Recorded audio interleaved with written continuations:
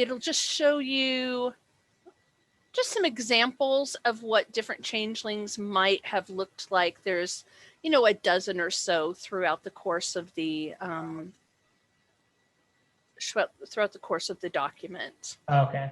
I just didn't realize what they were connected to, I guess. Yeah, no, that totally makes sense. Totally makes sense. You can see sometimes they're very skinny, sometimes they're more strong, sometimes they're more corpulent. You guys have actually done a favor for a changeling that has a stall in the goblin market who's an actual mermaid. She's her keeper kidnapped her and kept her in a water environment, and she eventually developed a tail in place of legs. And then when she escaped, she was struck with this whole like, what do I do now?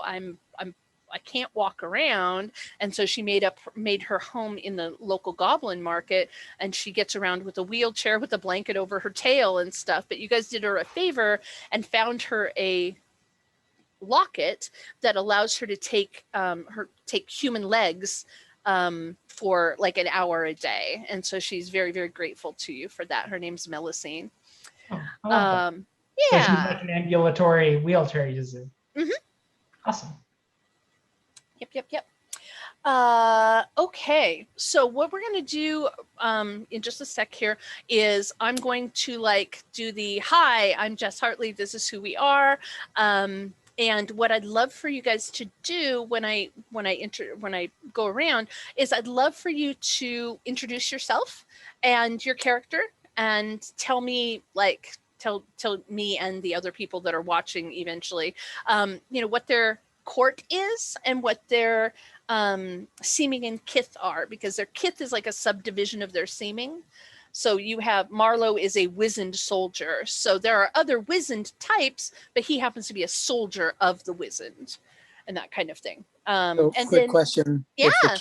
If the kith for Alex is draconic, does that mean anything about my seeming? Do I look draconic? You definitely can. There are some, and that's one of the cool things about Changeling is you can really create your appearance as suits you. I mean, you're not going to be a 40-foot long smog, but you could really easily be a kind of, what do they call them in D&D? Like a tiefling looking dragonborn, or you could just be a very, very human looking person with like reptilian slits in your eyes and like a double row of dragon teeth, or you could look like your skin was metallic like a gold dragon or that kind of thing. So there's lots of different ways that you can take it and just have fun with it. Like tell me what you think suits the character that you want to be playing for the next couple hours. Okay, so we all ready for that then? Sure. Okay, fantastic. Okay. Hi guys, I'm Jess Hartley, and I'm going to be running your Changeling the Lost session this evening. For the last 20 years or so, I have been a professional writer, editor, and game developer in the tabletop gaming world, and it was one of my highest pleasures to be able to help create the game Changeling the Lost.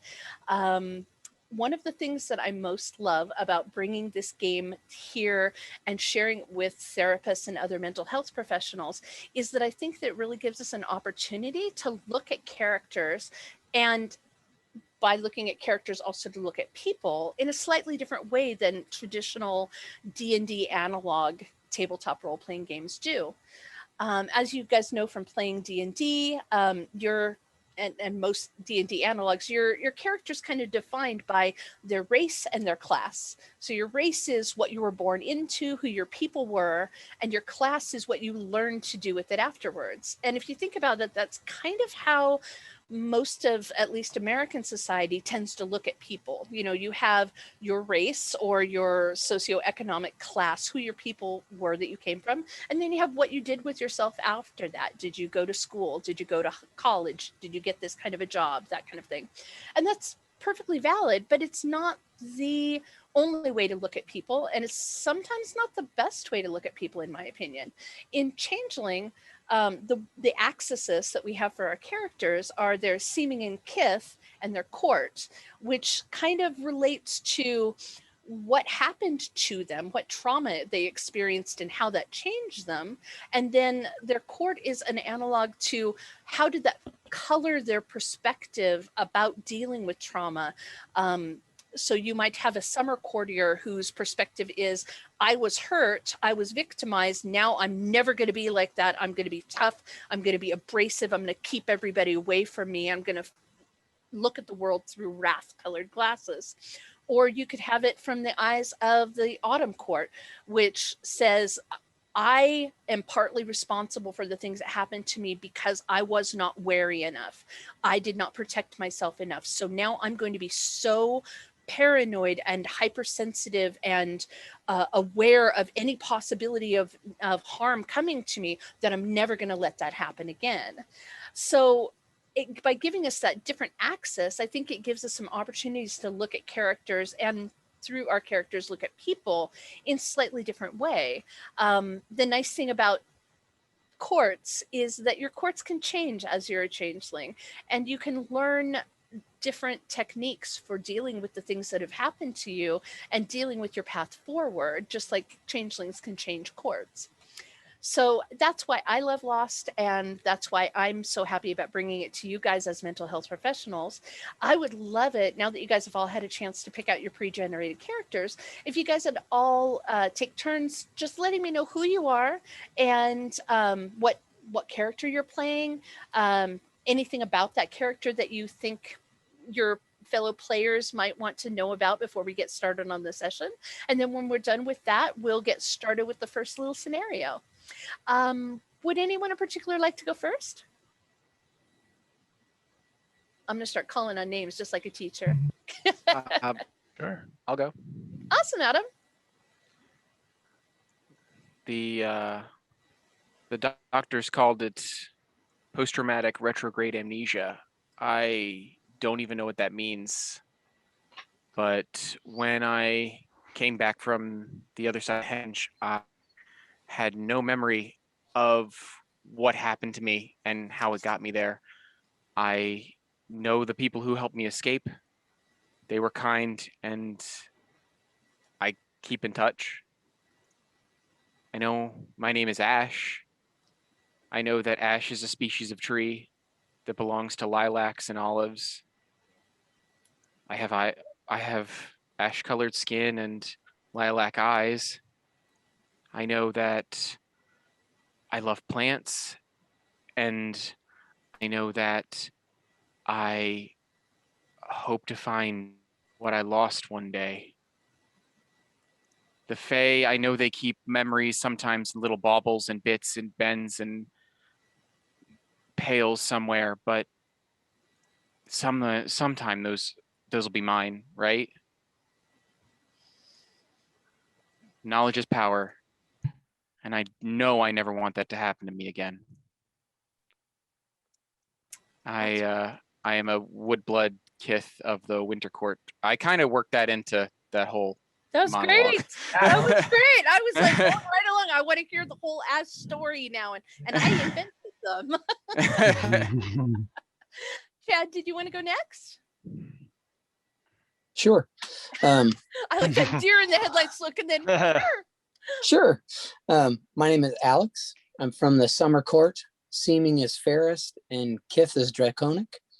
I look like a gold dragonborn with short horns. I'm sorry, copper dragonborn with short horns. And my seeming is I'm a 5'10" Asian guy who's quietly angry. Looks like he always has a sunburn, which is the copper skin, and always has messy hair, which is the horns sticking up. He wears a black kung fu cotton outfit in homage to Bruce Lee and excellence in ability, with a screen printed picture of Bobby Fischer on the back, which is an homage to I will only fight the battles I want to, and don't you dare try and make me do something more. Thank you. Mm-hmm. That's it. Oh. That's wonderful. Love it. Love that take on Alex. Anders, did you want to go next? I was actually gonna hold off. Okay. Jeff, did you want to go next? Sure. Yeah, so I'm playing Marlowe. Marlowe is from the Summer Court. He's a wizened seeming, and he's a soldier with his kith, and emphasis on the soldier. Don't any of you forget it. Let him look like a soldier. He's tall and lanky, and he's always sort of mechanically inclined, so people always wanted to fix stuff. But he's the first to let you know he's got a history of kicking butt. And unlike the rest of you that escaped from your masters, Marlowe was quote unquote set free against his will and would like to perhaps get back to the fight to prove himself again. This is very nice. Dan, did you want to go next? Sure. So I'm playing as Pax, a seeming fairest and the spring court and flowering kith. And Pax, I imagine like a Jim Morrison character from The Doors with a lizard eye on one side, and maybe lizard fingers, but very overly philosophical all the time, and just kind of can work his way, kind of comes out smelling like roses and whatever the situation is, and just wants to partake in whatever it may be. And feel like that the more I do that, the more I'm able to reclaim my own essence that was taken from me during my durance. And my turn. Yeah. Oh, me? I'm not too important, but if I have to, James Gray used to be a gamer, was the best healer probably out there. I thought anyway.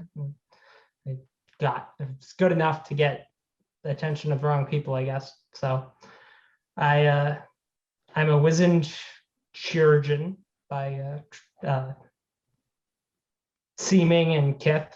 I am the Court of Autumn. I've spent longer than I care to recount doing what I did best, healing others and trying to make sure that the good guys won.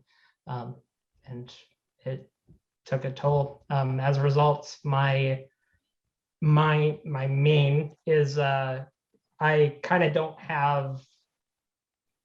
I have a featureless kind of body, but not a little sallow, but not too much. White eyes, but very dark, like bags around the eyes, but covered in scars. And yeah, I definitely am not always there because I'm thinking and trying to part plan, part not get lost in my own memories. And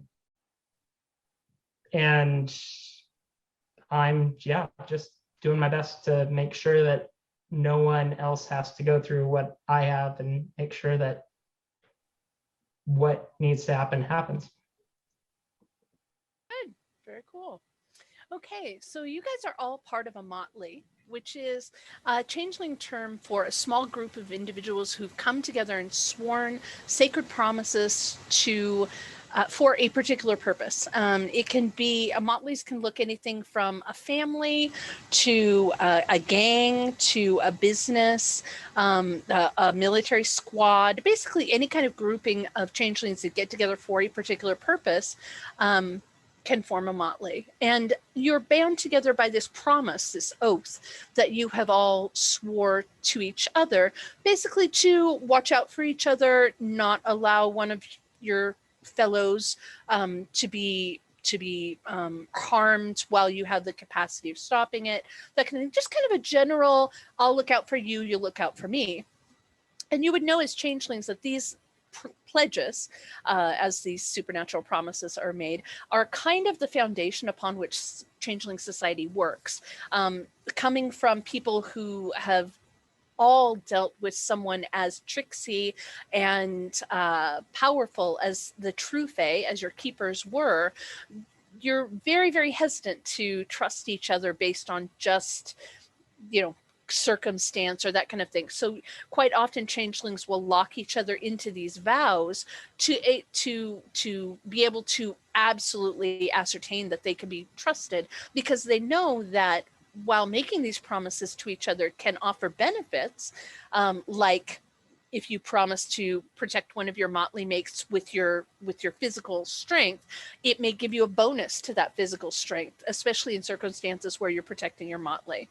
But the other side of that is that if you break it, you know that disaster will follow, and not the disaster that comes from a changeling trying to hunt you down and get revenge. This disaster is from the weird, which is the supernatural kind of force that gives changelings their power and exacts, it's all wrapped up with fates and destiny and that sort of thing. And you know that your literal luck can turn bad and end up in like car accidents and things like that don't seem to have anything to do with you breaking the promise, but you ticked off the weird. So you guys know that you can all trust each other because you've undergone these vows to each other. But you may be tempted not to feel quite as trusting to other individuals. The exception for that, there is a note that you guys find in your mailbox. You've got a little apartment. Not all of you stay here full time. You kind of call it the Motley House, but it's where you come together to hang out. And some of you are probably living here because you don't have jobs in the outside world and it's inexpensive to keep up and that sort of thing. There's a missive that comes to you from a woman who you've done some favors for in the past named Melusine. And you know it's from Melusine because the parchment that it comes on is like this light green color and it smells like salt water. The ink is a beautiful marine color with a very fancy calligraphy, and it asks you to come to her stall. It says that she has need, she has a favor to ask. You would know that she has a stall in the local goblin market, which is located in the hedge. And the hedge is, if the human world is here and the world of the true Fae, Arcadia, is here, the space between them is filled with and separated by the hedge, which is a supernatural, ongoing, psychosomatic, psycho-influenced labyrinth of living vines and thorns and brambles. There are paths through it called trods that are semi-safe. They're the places that people have gone most often from one location to another. And those have been kind of cemented in place by the sheer will of so many people going places on them. But you know that the minute that you step off of them or go in a different direction, it's kind of you against the hedge in terms of which one has the stronger psyche to get where you're going. So in the hedge, there are these places called hollows, and that are essentially kind of like a dead end trod. They're places where people have infused enough of their essence and their concentration and their will that they've kind of pushed back the hedge a little bit to kind of create a clearing. These can be as small as like a little one-room cave that someone can carve out so they have a safe sanctuary to hide in. They can be as big as a small, like a hut with a little clearing around it.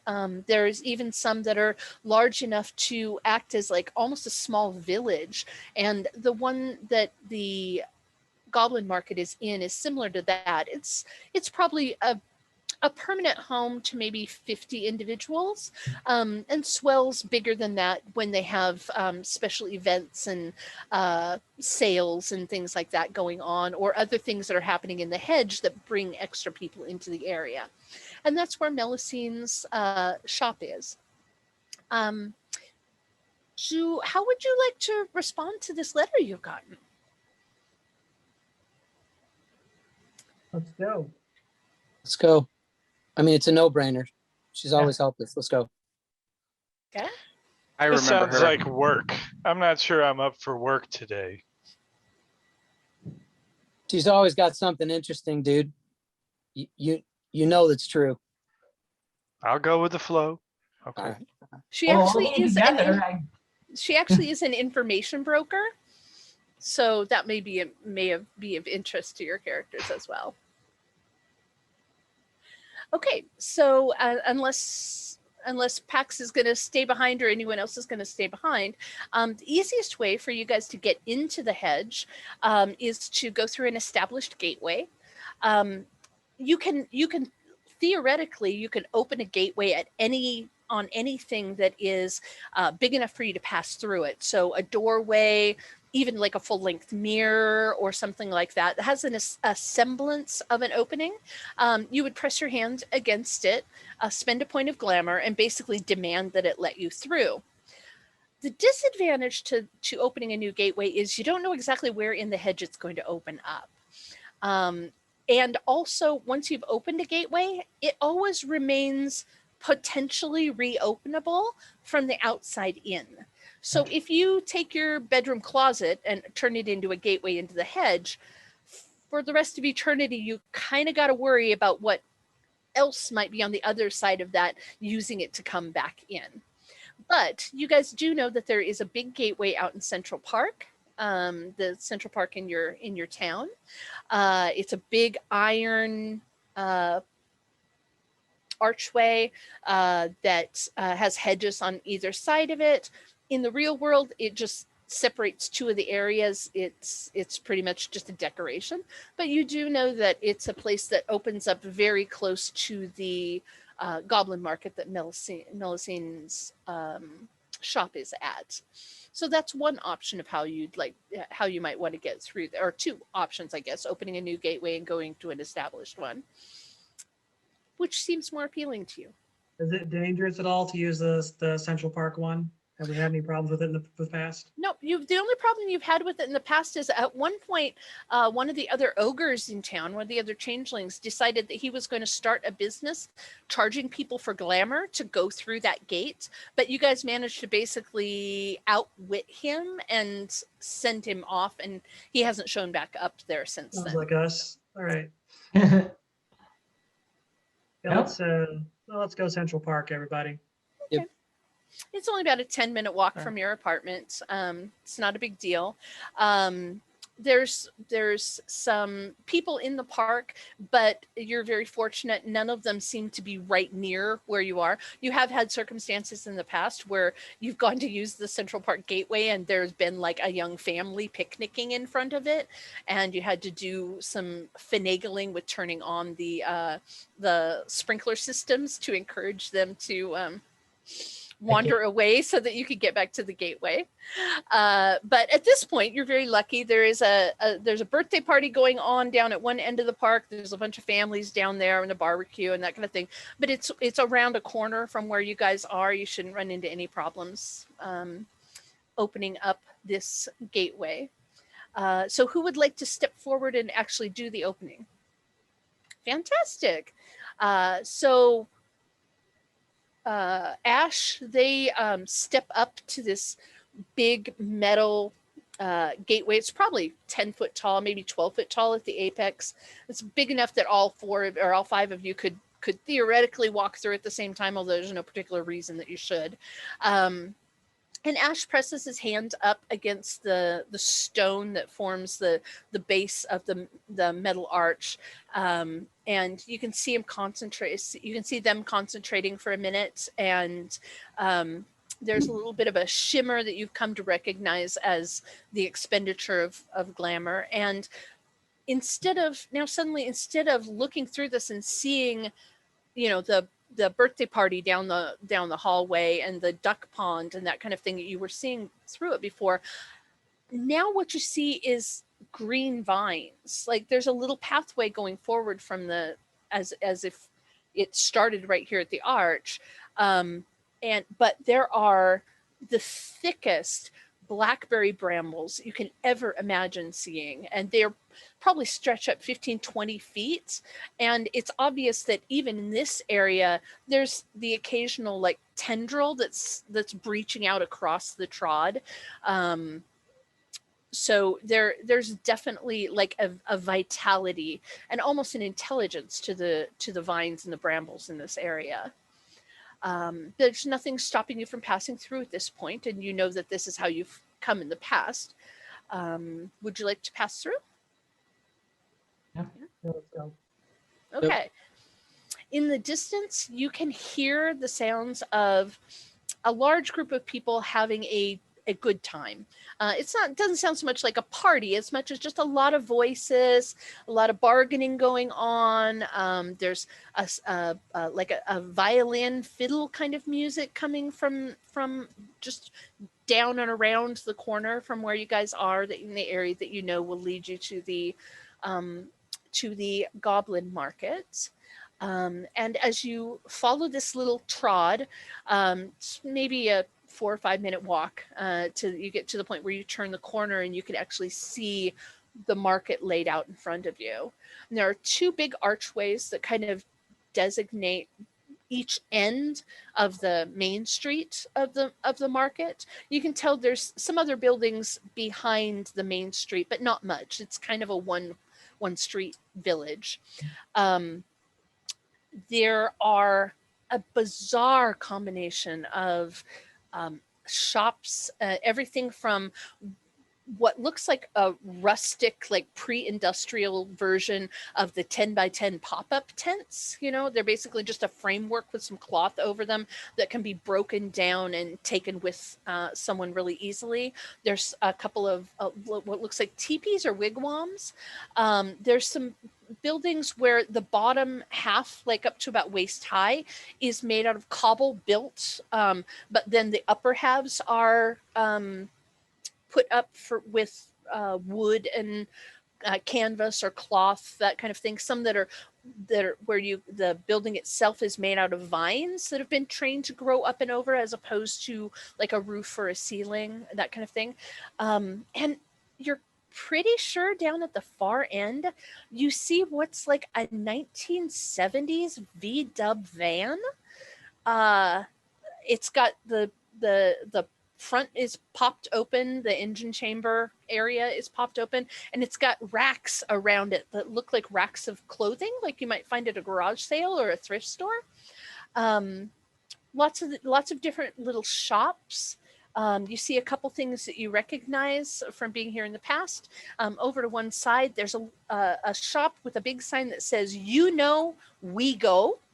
And there's a hobgoblin that's about 4 foot tall with 4 arms. He's wearing like a loose vest that all of his arms stick out. And you know that he's a gentleman that you've talked to in the past. His name's Wego. And he is a hedge guide, known for being able to navigate the trods very well for a price. You see a cart. It looks like a big pony cart. It's got all kinds of brews and potions and preserved foods and stuff outside of it. And there is a pony. Well, no, it's a Shih Tzu that's about the size of a pony, and it's purple. That is over near that cart. Seems to be doing some sort of brewing, even though it has paws rather than articulated fingers. And then Melicine's shop is one of the ones that's like stone to the top halves, and then a more temporary, and it looks like it has maybe even a cobbled down hut behind it, like a living space behind it. What would you like to look at first? I'd probably be going to Milla. Go to Melicine's? Okay. Yeah. As Bill well, scenes you're first. making Millicene? Okay, I'm fantastic. fine. Go straight to business. Let's go straight. Yeah, I'm curious. Sounds good. I also on my way past, I pat Ash on the shoulder and I tell him, "Well done, like you're remembering stuff better all the time, buddy."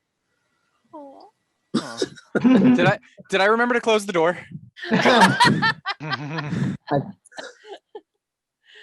Somebody else is probably like, no, we always get the door. I closed have it. the I eye closed it. on. Yeah. This is why we travel in a party. We got each other's backs. Break up the party. Okay, so you go to Millicent's shop, and one of the things about Millicent's shop that's notable is it's one of the only ones that doesn't have goods up by their shelves. It looks like it should be goods. It looks like somebody just walked through and took everything off the shelves, but there's nothing there. There's never been anything there when you go to travel or when you go to visit with her, because she deals predominantly in information, and the tidbits that you've gotten from her so far or that you've traded with her have all been very much memory or information focused. When you come in, she is behind a low table. She's in her wheelchair, and she looks like she's been crying. She has, the red eyes, and she looks like she hasn't been eating well. She looks like a hot mess compared to last time you guys saw her. And when she hears somebody coming into the shop, she does the, oh, it's you. Thank goodness. Oh my goodness. You got here quickly. I wasn't sure the message was going to get to you so fast. Thank you. Of course we came. I can't help but notice that something seems to be bothering you. Do you care to tell us what's going on? Yeah, what's wrong, Mel? You need us to work somebody over for you? We're here for you. I wish it were something that simple, Marlo. I really do. I know that were it someone who just needed a good trouncing, I could always count on you guys for that. No, it's something a bit more complicated, and I don't know who else to ask. You, from the first time we met, you've been very good about finding things for me, and I'm so very grateful. But the thing that I need found now is, well, it's going to be very, very dangerous, and you can't tell anyone where you find it because it's going to be even more dangerous for them. Have you heard of a Hera pair? I mean, I probably have. Oh yeah. I would've. Okay, first dice rolls. Let's check this out and make sure that Ash has heard about these. Okay, so what we're going to have you do is, let me check and see if there is a particular roll for you to make on this. Yeah, Nope, what would the roll be? Okay, so what we're going to do is we're going to have you roll intelligence, and you guys can all roll this. Just Ash will have a lot better chance because of their specialties. So you're going to roll intelligence plus your occult. Oh. Okay. So that should give you a number of die. And 5 then dice? and you're going to roll that many die, and you're looking for an 8, 9, or 10 for a success. It says that I have 2 for fey parts. Would that count? Okay, so the things that are in parentheses on your skills are specialties. Oh. And what those do is, if that applies to a given situation, you will you could apply a 1 die bonus. So for example, Ash has the ability occult hedge plants. We're talking about a hedge plant, so it very definitely applies here. So Ash will be rolling 4 intelligence plus 1 occult plus another die, so for a total of 6 for the hedge plants. In this case, were we looking at something that was derived out of changeling parts, Gotcha. body parts or something? That would definitely apply, and you would do your intelligence plus the 2 points you have in occult plus the 1 for your specialty. So, but not in this particular case. Yeah, fair. Okay. Worth the ask. And then just hold up how many? Chad's like, none. Nothing. No. That's a 1. It's 8, 9, or 10. 8, 9, or 10, and then 10s explode. So Holy just cow. do I get exploding on botany rolls? No, that's only stealth. So 3. 3 successes. Fantastic. And Jeff, you had 2. And Dan, I'm sorry, I didn't see how many you had. I actually got a 3. Fantastic. Okay. So most of you guys have heard of Haripairs. They're a near legendary goblin fruit. I'm sorry, I have the hiccups now. That's why we have drinks. Exactly. They're a near legendary goblin fruit. Because, and I say near legendary because everybody's heard of someone who knows someone who has seen a Harapair, but almost no one has actually seen them. They don't grow. Most goblin fruits grow in the hedge, just wild. You'll find them whether they look like a grass or a fruit or a thorn or a berry. You'll just find them growing. So they'll be like a blackberry vine looking thing, and then there'll be a watermelon hanging off of it or something like that. But Haripairs only grow in what is rumored to be the center of the hedge, which nobody really knows because it doesn't follow any mundane mapping. So nobody really knows what center of the hedge means other than it's really close to the places you don't want to be. Yeah. And their Haripairs are not transportable. No, that's not the right word. Transport. What do you call it when you They're move? perishable. What do you call it when you move a transplant? They're not transplantable. Gotcha. Like, what do you call it when you move a plant? It's a transplant. Okay. They're not transplantable. They only will grow in the places that they grow. And there's usually only one Harapair on a given tree at any given time. Also, they're always guarded by really, really strong guardians. Usually hobgoblins, sometimes a crazy changeling will take it upon themselves to dedicate their life to protecting this one plant. Sometimes a weak true fae who's been kicked out of Arcadia for one reason or another may take it upon themselves to be a guardian. So you just never kind of know what you're going to encounter other than it's going to be strong. And it's going to be remote and difficult to get to. The good news is the reason why Haripairs are worth the bother is legend has it that consuming a Harapair will cure any disease, any illness, any cancer, no problem. Leukemia, no problem. So anything, fae magics that are physically wrong or a physically disease, gone. So they're kind of like the holy grail of goblin fruit, and everybody knows somebody who's gone on a quest for one, but none of you have ever seen one or even met anyone who's claimed to see one directly themselves. So Melusine looks at you guys and I need one. I've tried everything else. I need one and I can't get it myself. There's no way. I hesitate to even ask, and I wouldn't ask if it weren't a matter of literal life and death. Whose life and death? My granddaughters. Before I left, before I was taken, I had a child. She was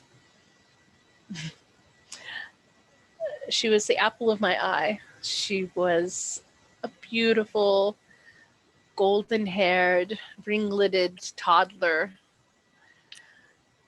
And when I came back, when I finally escaped, she was in her 50s. She was older than I am. Well, older than I feel. And you guys would know that time is wibbly wobbly when you're in Arcadia. Sometimes a day will pass in Arcadia and you'll come back to find out the decades have gone. Sometimes decades will happen in Arcadia and you'll come back to find out that 5 minutes have passed. So it's unusual, but it's nothing surprising. But she had a daughter, and she's 8 now. She's so like her mom. She's blonde, and she loves video games and to draw. And she is not going to make it. The doctors have said 3 months. I don't know what else to do. I've pulled all my strings. I've called in every favor.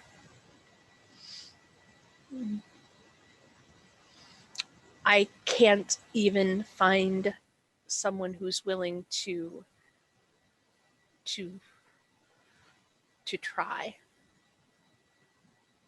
And I can't let her go without trying. I know it's not fair to ask of you. It's dangerous.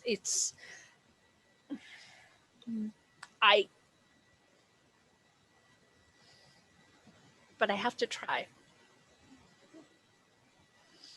Would you be willing to try to recover one for me?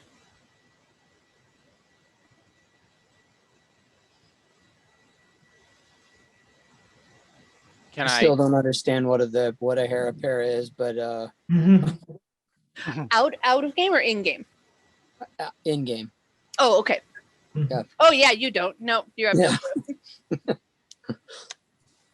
I think that just to see one would probably be worth my time. That'd be a fun memory. I think if I have to spend another night in the apartment sitting around with these folks playing a Street Fighter 2 tournament, I'm probably going to lose my mind.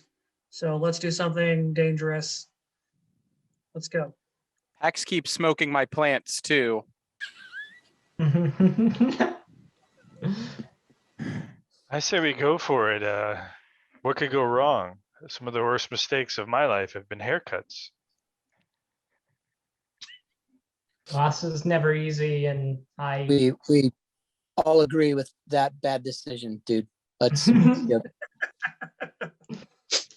Some of my best decisions or worst decisions have been haircuts. Yeah, that's going in the file.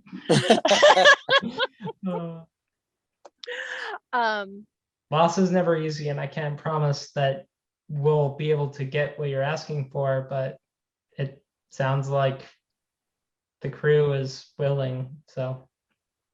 I will do everything that I can to help you. I have a map, kind of. It can get you to the edge of where they're rumored to be able to be found.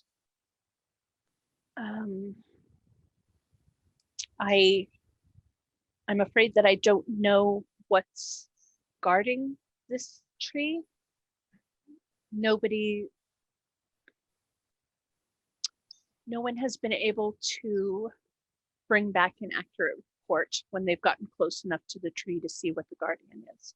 At least that's what we're assuming is happening. Have you talked to Wigo about it? I've talked with Wigo, and he's willing to take you to where the map starts. And then the map will take you a bit further. And from there, I'm not sure exactly what clues you'll find to bring you there. But Wigo can get you to where the map starts, at least, and get you there safely. Is there anything else that I can provide for you? Do you need weaponry? Do you need armor? Do you need provisions? I don't know. How can I help? Yes, please. Yes. Sounds like all the above could be helpful. Okay. Okay. She says, come with me. Come with me. And she rolls out from behind the table and starts heading towards the VW van that's at the far end of the thing. And as you approach, you can see that there is something inside the van. Looks like things moving underneath a blanket or something. It's kind of a big shape. And she is rolling with determination to get to this location. So there is definitely a sense of purpose to her movement. And she calls out. She calls out for Portia. And she's like, Portia, I have some business. And the movement from inside the Vita van kind of responds. And someone climbs out the far side, which is away from you, the sliding door. And as they come around the van to where you can see them through the racks and racks and racks of clothing, you will see that it is a spider that is about, it's down on all eight, but it's the top of its back is probably shoulder high on any of you, so it's a big spider. And she tamps on the ground, and as she's doing so, she kind of shakes herself as if she's remembering that this doesn't work for you guys, and manifests a voice that sounds very, very female, very, very soft spoken, and she looks at all of you with like different of her eyes, and her face is facing towards Melusine, and she kind of does a little bow of acknowledgement. And, Melusine, how can I help you? And Melusine basically says, whatever they want, get them what they need. Get them what they need. So Portia turns and she's like, it's all on me. And Portia turns to each of you in turn, kind of looking you over, and says, how may I be of assistance? I think I need a firearm and my defense is terrible. I see. So a pistol preferred. Some armor. I don't make weapons. Melusine will have to take you to someone else for that, but armor I can do. She kind of sizes you up, so you kind of to the side, makes a gesture with one of her smaller legs to indicate that you should turn around. Okay, I do so. And and do you want predominantly to be protected from sharp attacks, from intrusive attacks like firearms, or from bludgeoning type maces and sticks and that rocks and that sort of thing? Are there wild beasts out here, like in the hedge? Is that something we need to be? Okay, yeah, something that'll keep me from getting, clawed and bitten. Would be just fantastic. Oh, yes. So something that causes the claws to slip right off of you, rather than being able to reach in and pull out your delicate vital organs. Yes. Do not need others turning your vital organs into goo. No, that won't do. And you look, yes, that'll do. And she turns and she goes over to the one of the racks, and she sorts through things with one of her paw teeth, whatever you call that on a spider, little manipulator at the end of the foot, and she pulls off what looks like a it's like a medieval tabard kind of. It doesn't have sleeves, but it's like a vest-like thing that you'd put over your head. It's black, and it's got a big like flame shape on it, in like an orangey red. And she kind of hands that over towards Marlowe, and then she looks at hands that over, towards sorry, having trouble keeping the characters straight here at the moment, towards Alex. And then she looks Marlowe over and kind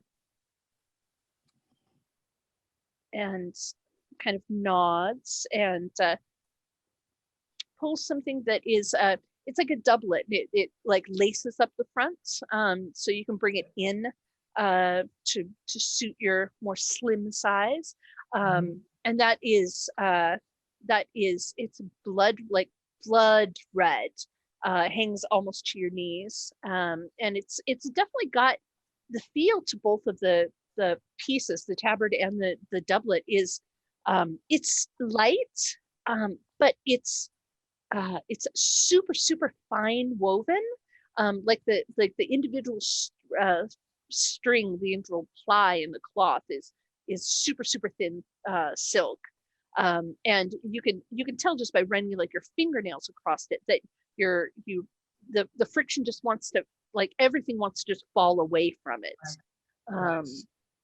And she looks, she gestures for the two of you to try these on. They should protect you against stabby, slashy kind of things.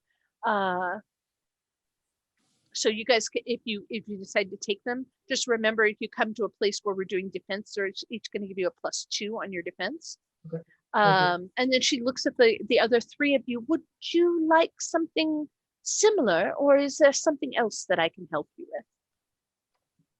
I would love something to keep me like safe, as well as to heal those around me. In terms of healing, I would definitely go speak with Persephone. She nods towards the giant Shih Tzu. I don't have anything that can protect those around you without actually, I mean, I could give them armor too, but none of my wares have a supernatural aura about them. But she pulls out what looks to be like a tunic. It's got long sleeves, very kind of loose, voluminous, almost like an Arabic style over tunic, kaftan kind of thing, all done in just a beautiful gradation of grays and whites. It seems like it almost forms some sort of a pattern, but the more you look at it, you just can't quite figure out exactly what it's supposed to be. She pushes that towards Gray, and she looks at Ash and kind of shakes her head, and she's like, "You try this." And she nudges around in a chest, and she pulls out what looks to be a helmet. It's very simple, and it's made of silk as well, but the silk has had something spread on it that has kind of hardened it into place. So you can tap on it like a pot helm or that sort of thing. She says, "It's the person, I didn't make this one. The person that traded me for it claimed that it was very good at helping with finding your way in the hedge, and it seems it rings right for you. Would you like to try it on?" Okay, I try it on. Okay. It's a bit itchy. Perhaps a quoit underneath it, and she pulls out from one of the smaller drawers just a little, it's basically like a bonnet kind of thing over that you put on over your hair and underneath the thing. That'll keep it from irritating, I think. Thank you. Of course, of course. And finally, she turns to look at Pax. Hmm. Porsche, was it? Portia, yes. Portia. You may have noticed I don't wear much clothing. I'm not wearing a shirt now. Do you have anything that might help us in the hedge that's not too much? Too much of anything. Let me think, where did I put that? She starts looking through. She's got this little chest of drawers that's got a whole bunch of tiny little drawers in it, like a library card catalog kind of. And she comes out with this scarf that it's probably like 7 feet long, 6-7 feet long. It's very, very light. You can barely feel it in your hands. And it's embroidered with a beautiful, beautiful rose pattern that kind of just drifts all the way along it, and it's got fringe at both ends. And she says, this will not protect you a great deal. The bites, the slashes, they will still touch your skin, but if it is tied over a wound, it will make the wound heal twice as quickly as it normally would. Is that something that suits your needs? Perfect. Because my dear, violence isn't always evil. No. What's evil is the infatuation with violence. Which you also have. Which this bandage will cover. Yes. Like, dude, Yes. way to go, Ash. Way to go, dude. That's poetic. Can I go get a gun now? Yes. So you among the other locations that you guys find, there's a place that just seems to deal in trinkets and gewgaws and little decorative bits, cups, plates, things that hang on your wall, little lanterns, all that kind of thing. And then there is also a specifically weaponsmith in one of it looks like one of the stalls that they probably come around every 6 months or so, as opposed to a permanent kind of thing. They've got a little cart that carries their wares, and it's all like flipped out to display things, but you can see easily how it would flip back in, and without having to like repack everything up by hand, the display would just like fold back in on itself for easy transport. And he has a wide range of bludgeoning weapons. He has several long, varying in length from a saber all the way out to like a very, very long, like claymore style sword. And there are a couple of what looks to be firearms. None of them look like they were human made though. They're very definitely, like, one of them looks like it's, for all the world, like it's been pulled together out of bamboo and vines wrapped around it. And one of them looks like it's been carved out of a piece of marble. They're obviously gun-ish looking things, but this is no Smith and Wesson, no Colt kind of. Right. So I'm looking at my sheet, and it says specifically pistol under firearms. Mm-hmm. It also says like I have a decent score under brawl and weaponry. Does that mean like brawl is without a weapon, and weaponry could be anything? Yes, exactly. And, so okay. Brawl is unarmed, or if you're an animal, it might count your claws. Weaponry is using anything that is a hand-to-hand weapon. And then firearms is anything that involves either guns or ranged weapons like slings and that kind of thing. That's roughly where those go. You might find something that kind of falls between the layers, but most things fall in one of the three categories. All right. I'll ask if I can have the bamboo pistol, and anything that looks like a quality thing that would fall under weaponry. Okay. Well, lots of the, like pretty much all of the swords, Others. weapons, that kind of thing do. The person who is running this cart looks to be a child of about 8. But when they talk like they're, a well-spoken adult. So the bamboo gun, that one works really good when you're out in the hedge. It gives you bonuses to shoot things specifically in the hedge area.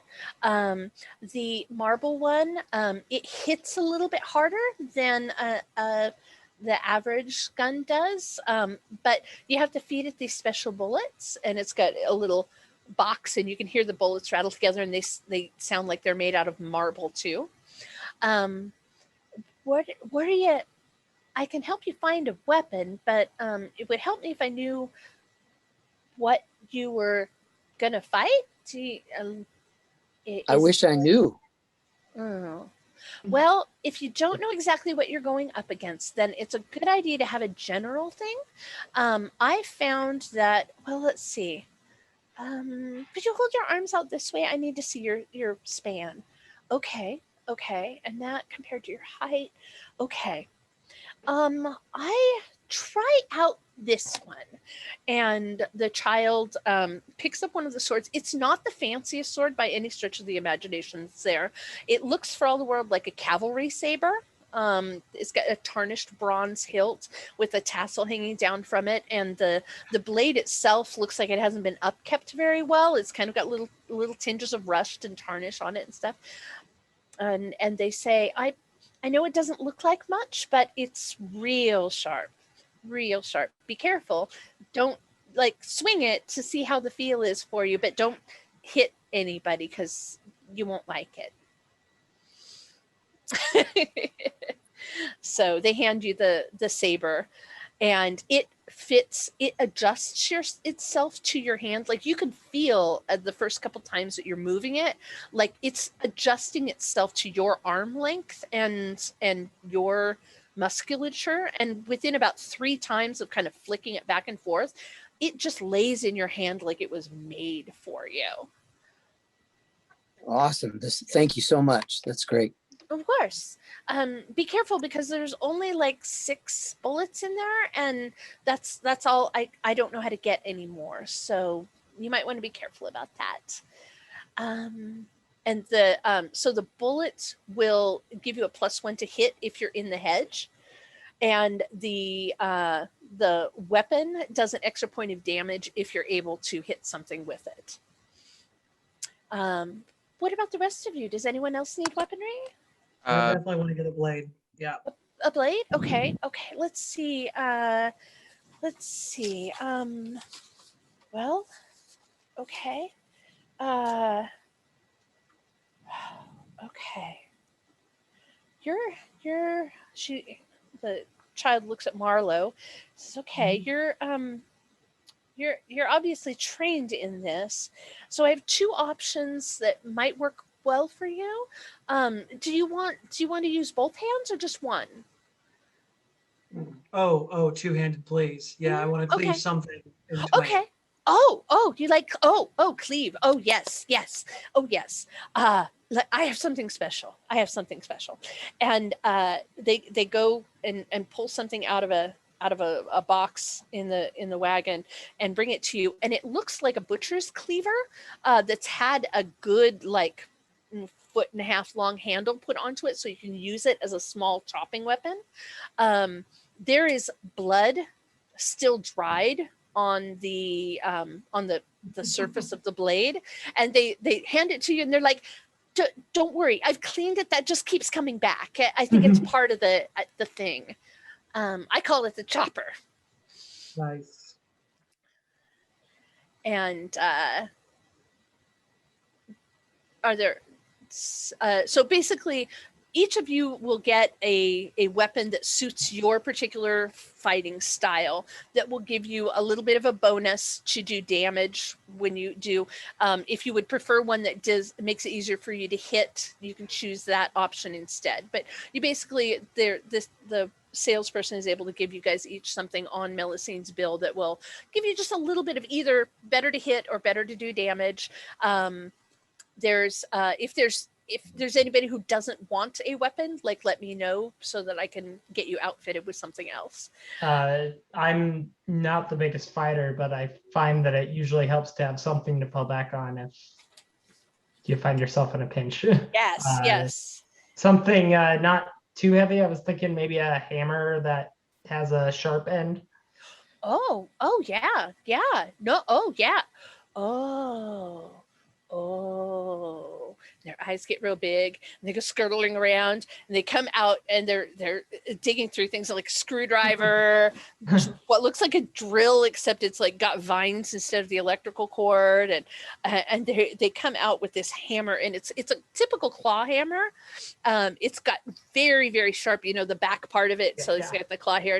Those are very, very sharp. They're like, don't ever bother using the front part of it.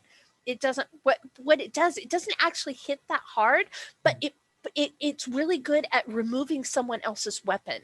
So if you're trying to disarm somebody or block with it, it does really good there. Gotcha. Well, thank you very much. Do you have any sort of like belts that I could carry it with? Sure. And they bring you out something that looks like a tool belt. It's obviously not designed to be a scabbard or anything like that. You now look like Joe Carpenter. Okay. Just a big long stick for me. Okay. Do you want this one? And they have a stick that's like been wrapped around it's obviously just made out of a whittled branch, but around the cap and the butt of it has been like dipped in liquid metal. So it's got a little bit more heft to it. Seems good. You can use it as a walking stick too. Oh, thank you. It can be nice when you're going through the parts of the hedge that are a little hard to get around. And speaking of which, Wego comes running up to you guys once he notices you at the weapons cart across from him. And he's like, my friends! Melusine says we're going to go, yeah? I just have to go see Persephone really quick. Okay. And then we go? Yes. See Persephone, then we go. Okay, yeah, make it quick. Gotta go, gotta get back. Of course. And Persephone, at the sound of her name, kind of turns. Big purple Shih Tzu, eyes, bangs over her eyes. I have heard from Miss Melusine that you're in need of provisions for a quest. A noble. Yeah. I fancy myself a bit of a healer. Do you have anything that I could help keep my comrades alive? Of course. For friends of Melusine, of course.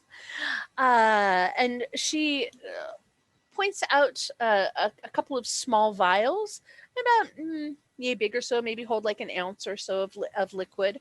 And they're all kind of in like a light green color, different shades of a light green. She says you can have those 3. They'll all slow down or stop damage that is continuing to occur, or if the person is not suffering from ongoing damage such as poisoning or bleeding out wounds, then it will just do quite a bit of healing for them. Sounds useful. Yes. And Wego's like bouncing around. He's like, now we go? Yeah. Now we go? Thank you very much, Persephone. Yeah, Persephone time. Now we go time. We go time is my favorite time.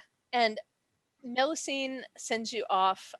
She takes a piece of ribbon that it's like a blue-green wave pattern woven into it, and she gives it to each of you, gives a length of it to each of you, and ties it around your wrist. And she says, it's for good luck. I wish I could do more. if you return with it, I will owe you each great debt.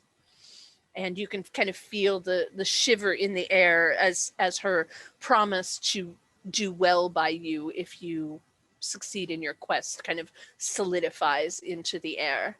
And Wego just starts heading off outside of town. He's talking as if someone is right beside him the whole way. Just, okay, now we're going to go. Wego knows right where we're going to be going. We don't even have to slow down. It's fine. It is fine. Oh, and Melusine also slips you a scrap of parchment that has graphic stuff drawn on it that should act somewhat as a map. Gotcha. But we So nothing explicit. nothing really. It's all relational. So it's all start at this hovel, go 400 paces as the crow flies towards the rising sun, kind of thing. So from here, it means absolutely nothing to you because you don't know where the hovel is. You don't know where the sun will be rising at that point, that sort of thing. But it's definitely got directions on it, just none that actually have any context for you at the moment. Gotcha. Yes. I'll snatch it. I'll snatch the map. Okay. Awesome. So yeah, Wego leads you off through the woods. You go off through the hedge. He keeps for the most part on the trod that leads out of town. You go for maybe 10-15 minutes at a pretty good, not a running pace, but an enthusiastic explorer pace, which Wego definitely is. And then there's like a turn off that you guys would have just gone right past it if you hadn't. It's a like a deer track level stuff, and it angles back like at a 45-degree angle. So like you guys would have just kept going past it unless somebody was looking back the direction you came. But he leads you off that way, and you continue on through the thorns. It's much once you leave the main trod, it's creepier. It just feels darker. The sun is starting to set, but that's not the only thing that's going on. It's obvious that the environment here is just a little bit more hostile, or at least non-neutral than the trod was. The trod feels kind of like being in an abandoned building, or an empty building, like an office building after it's closed. And once you get off onto the track, it's more like that house that the neighbors moved out of 5 years ago and nobody's been living in since then, and nobody's exactly sure why they moved out or why nobody else has moved in, but it's kind of like the place kids dare you to go. That's the kind of feel that you get as you're, and it gets stronger and stronger the deeper you get. He leads you off on a couple of other little turns and tracks where the road continues to get narrower and narrower until eventually you're walking single file behind him, because there's the thorns are close enough to bump your elbows on each side as you walk. And then eventually he leads you to a small clearing. It's maybe 10 by 10, not big at all. But he stops, says, "We're here." Well, that was quick. Hey, well, this is the part that I can get you to. And he points out to points to one edge, and you can see just a little bit further on, there's a broken down building. It's one corner, the roof is caved in. The building itself is only about as big as like a bedroom would be. Obviously nobody's been living in it for quite a while. And he says, that is the hut on the map. And he kind of vaguely points over towards Ash. He's like, they got the map, so there you go, and now I got to go back. Okay, Safe travels. Okay, you too, good luck. And he disappears like with, you can hear him take about 5 steps further while he's still going, goodbye, good luck. And then it's just poof, like silent, like he's melded into the woods. So as the guy who likes to understand all the game well that he's playing, I've mapped out everything I could comprehend that Wego led us through. Okay. Wonderful, wonderful. So you've got a pretty basic map of how to get to this hovel, this little clearing here. You know that if the longer you wait before coming back, the more likely that those paths up to the trod won't be there anymore. But you're pretty sure that, like, at the moment, you could probably work your way back if you tried.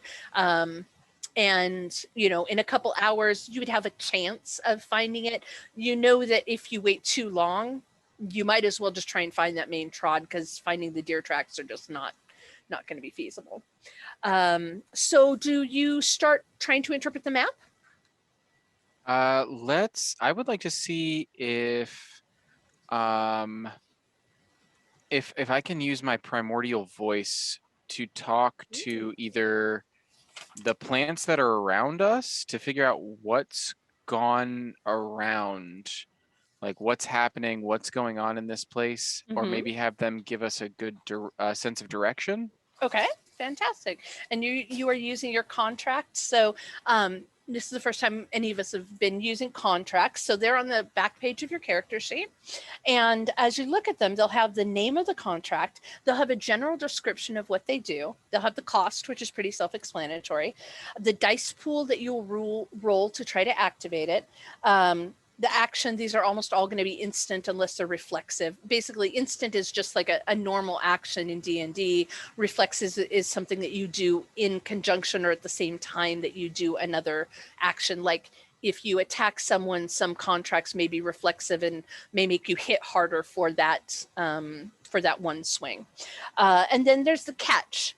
And the catch is kind of interesting. The catch is a workaround to spending the glamour for that skill.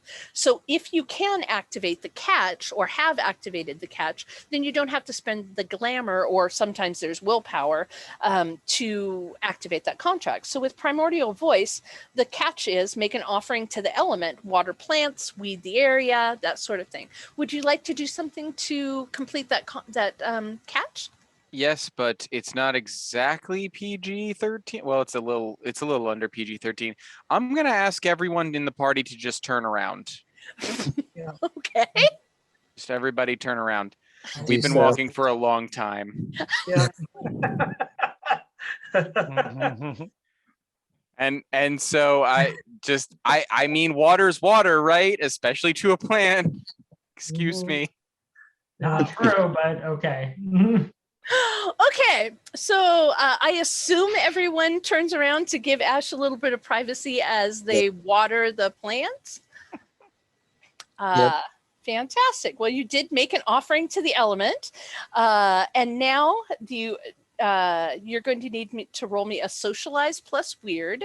So your weird is on the top of your back sheet of your character sheet. You guys all just have a weird one because that's where it starts for low level characters. And your socialize is Also one. Also one. Also okay. one. 2 dice. 2 dice. Let's see. Do any of your no again? Stealth or survival and nope. Okay. So go ahead and roll 2 dice. You just need to get 1 success. Okay, Can we I got help it. him out in any way? Like, Yes, so you can. There is a way that you can roll to assist. Basically, you're going to have to forgive me. I don't have that mechanic memorized, and being so he got a success, I'm not going to look it up right now if that's okay. But there is a method by which you can basically lend successes. Also, another thing that you can do is you can spend. At this level, it's just 1 point of glamour or a point of willpower to increase your dice pool by 1. Oh.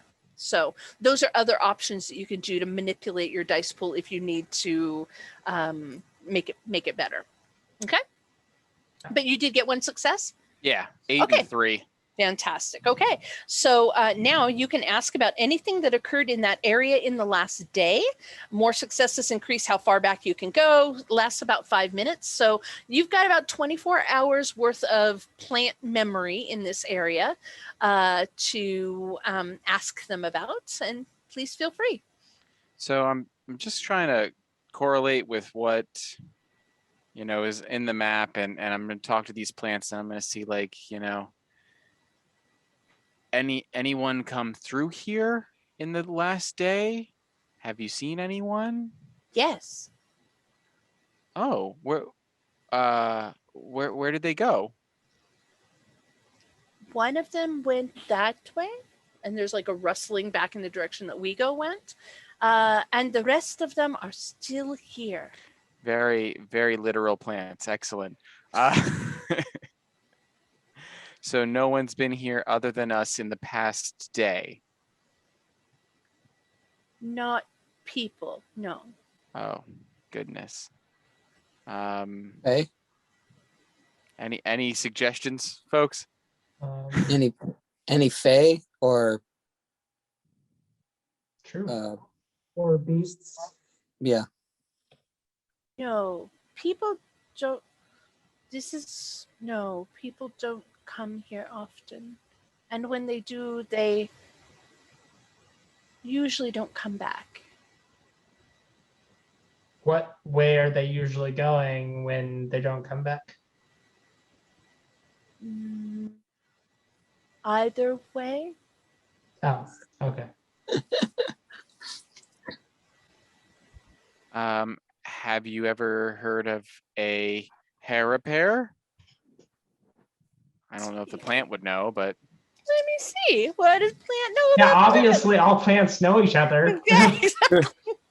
That's Jeez, Ash, you I can't have a ask friend that. who lives in Chicago. Maybe you know them. Oh, okay. That is very speciesist. Oof, I'm Okay. red in the. Not even in the right genus. Come on. Exactly. Strangely enough, there's a sapling growing in and amongst the brambles here, and at the sound of hair, the sapling kind of trembles.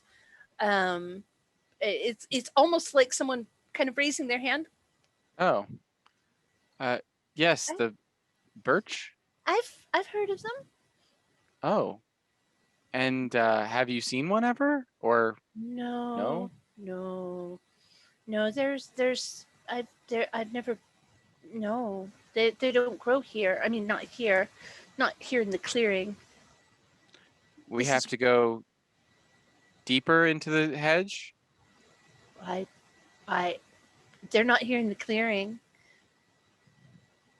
Oh, I love plants. I walk over and take the map from him. okay. Like, We do have Ash, I the love we you, do have the man. magic we do have the magical helmet to take us into the clearing. Yep. So yeah, if you ask around, eventually you find out through just a series of, oh, that was a no. Okay, that was again a no. You'll eventually find out that this area is very rarely frequented by humans or hobs. That's why the tracks are so narrow. This little hut probably was established at some point as someone's hollow, but they've long since abandoned it. You will find that there are the plants will let you know that there are things that come through. Sometimes they hear one thing chasing or some things being chased by other things, and the other things howl and make loud noises, and then the things that are being chased also make loud noises, but they're more like ah, Yeah. and then they stop. There's they let you know that the only thing that really comes through here very often are birds.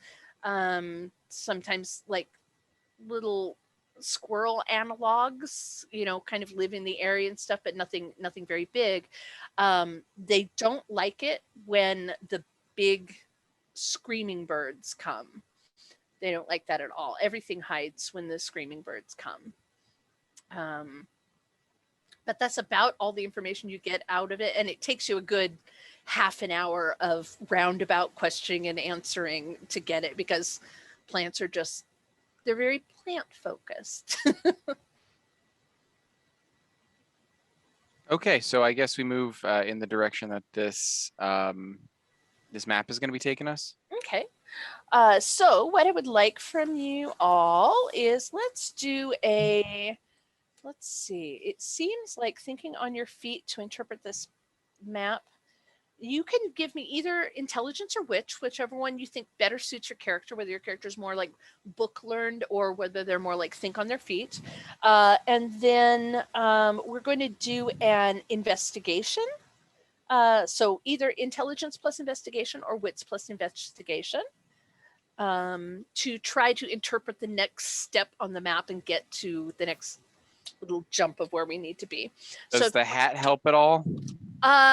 Could you remind me? I'm drawing a complete blank on what I told you the hat would do. Just you said it helps us find our way in the hedge. Okay, or fantastic. what? Yeah, give a +2 bonus to your anything where I'm telling you you're navigating through the hedge. Go ahead and put a +2 bonus on that. What happens when I get a 10? You get to keep that as a success and roll it again to try and get another success. And be sure and check your seeming blessing, seeming curse, kith talent to see that to make sure that there's no other bonuses that are appropriate for this situation. I don't think so. So I just got a 10 and then a 10. Okay, so that counts as 2 That's successes 3. now, plus you roll another one. That's Wow, Adam, you're exploding. Okay, that's a 7. And then on top of 3 more, so 6 of the 8 dice I rolled. Oh, Good okay thing we had then. you. Right? He starts to talk about the map in a way that seems really intelligent for a guy who forgets everything, and I humbly hand the map back to him. Like, oh, okay. Oh, You done yeah. peeing on plants now? Yeah, It's all yeah. it's all making sense. yeah. I probably should have used the other contracts where I learn a pertinent fact about the local hedge. Probably would have been better than wasting time talking to plants, but this is a learning experience. It happens. I'm all about learning. Powers are fun to try out. Edge is eternally like confusing. So. Exactly. So yeah, dude, you sorry about that. I completely lost names again. Ash is just like turns the map, turns it this way a little bit, turns this way, flips it over completely, holds it up to the sun and goes, "Oh, yeah. I know where we're going." And just leads you like they do not even hesitate leading you on to the next landmark. You come to this creek that has a fork in it, exactly where he says they say it's going to be, just like spot on. It's my thinking cap. Yes. At this point, where the creek is, the hedge has, in a lot of places that you've been walking, been almost umbrella-like a canopy overhead. You can see the sky through it and that sort of thing, but in a lot of places it's been almost like a jungle canopy. But here, when you come to the creek, it is there's no trees or brambles growing over the creek as it passes back and forth, so you can actually see around you a little bit more here as you get ready to cross the creek. And there are birds that seem to be hanging around in this area with the creek and the water and that sort of thing. You see what you think is a fish in the stream going by before you get ready to cross it. But it's really long, like it's underwater like a fish would be, but it's really, really long like a serpent or an eel or something, even though this is freshwater. Yeah, and Gray is just on a roll. Like they take you over the creek. You mean Ash? Sorry, Ash is on a roll. They take you over the creek, start down the next pathway, doing really well. All of a sudden, you guys hear this sound from overhead that sounds like a woman screaming in the most scary and angry way. I mean, this is Karen times 10. I talk to your manager? It's not making any words, but the intent is very much like it's just a horrible, horrible, shrieking, shrill sound. And luckily, it doesn't seem to be really close to you, but it is definitely more in the direction you're going than the direction you came from. Would anyone else like to do anything before we go any further? Would you like a perception check or what here? Sure. Yeah, definitely. We can all do perception checks. Okay, so perception is going to be your wits plus your composure. It's one of the few roles that's actually 2 attributes as opposed to like an attribute and a skill. So if everyone wants to roll me their wits plus their composure. Does anybody remember what the plants said about the shrieking birds? I don't. don't believe they said anything about shrieking birds, so. Yeah, That could- everyone avoided could- the shrieking birds. Yeah, I could think. we hear the plants, or was that only him? Well, I guess that depends upon whether he would have like repeated what they said. So, and that's totally a choice that I'll allow that player to make. I feel like that it took me so long talking to these plants. They were just like, oh yeah, they told me about these terrible things that might come, and you know. But at the very least, 4. oh my goodness. 0. 2 10s and a 9 and a 9. Wow. I don't know about you guys, but I'm gonna go to Adam's house and steal his dice because Yeah, obviously these were made to play Lost. Right. I got 2. Can't see him on screen.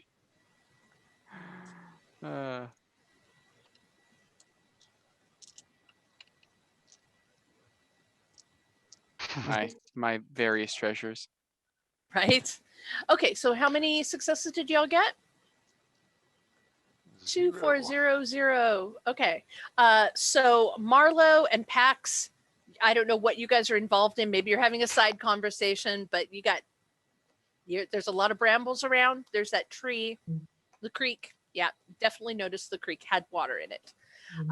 The rest of you notice that once that shriek came about, all of the birds that were gathered around this area are gone.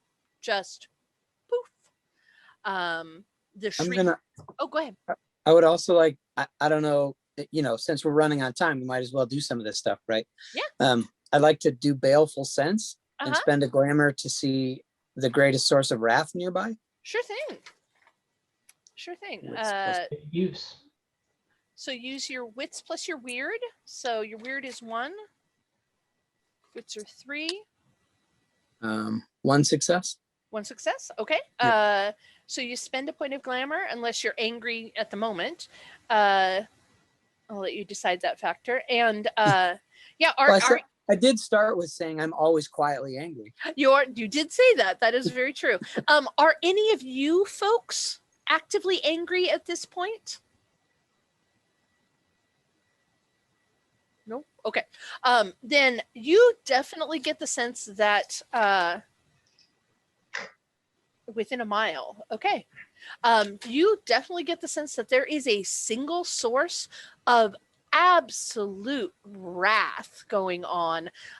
It's close to the perimeters of how far you can reach. Like you're getting the feeling that the sensing you're getting from it is at quite a distance, but it's not beyond a mile because you know that's how far you can basically reach.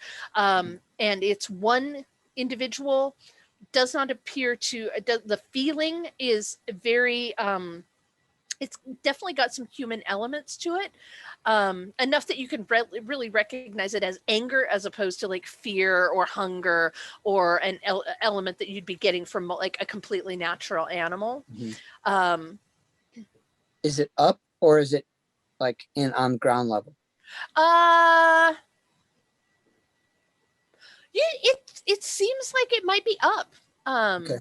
It's it's only a mile away from you or so, so the elevation is not super like it's not like skyward or overhead, but yeah, it definitely doesn't feel, unless maybe there's like a really tall tree or a mountain or a hill, something up here that you're not actually getting your eyes on yet. It seems like it might be upwards.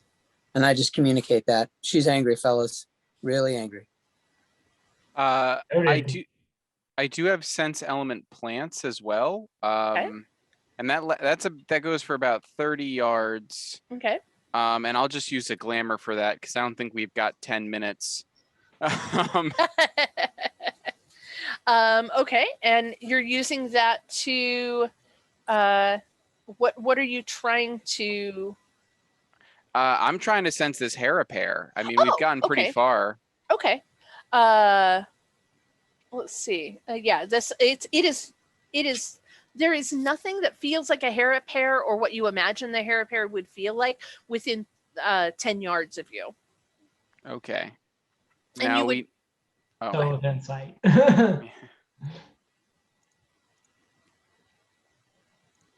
Marlo is just like, can somebody please get me to the point where I can shoot this thing, or maybe hit it with a hammer? I'm swinging a All right. sword around the board, you know. Right. Yeah. It's my turn yet? Marlo, you take the lead. I'll take the rear. Something's coming. Okay. So Ash has definitely like still knows where you're going.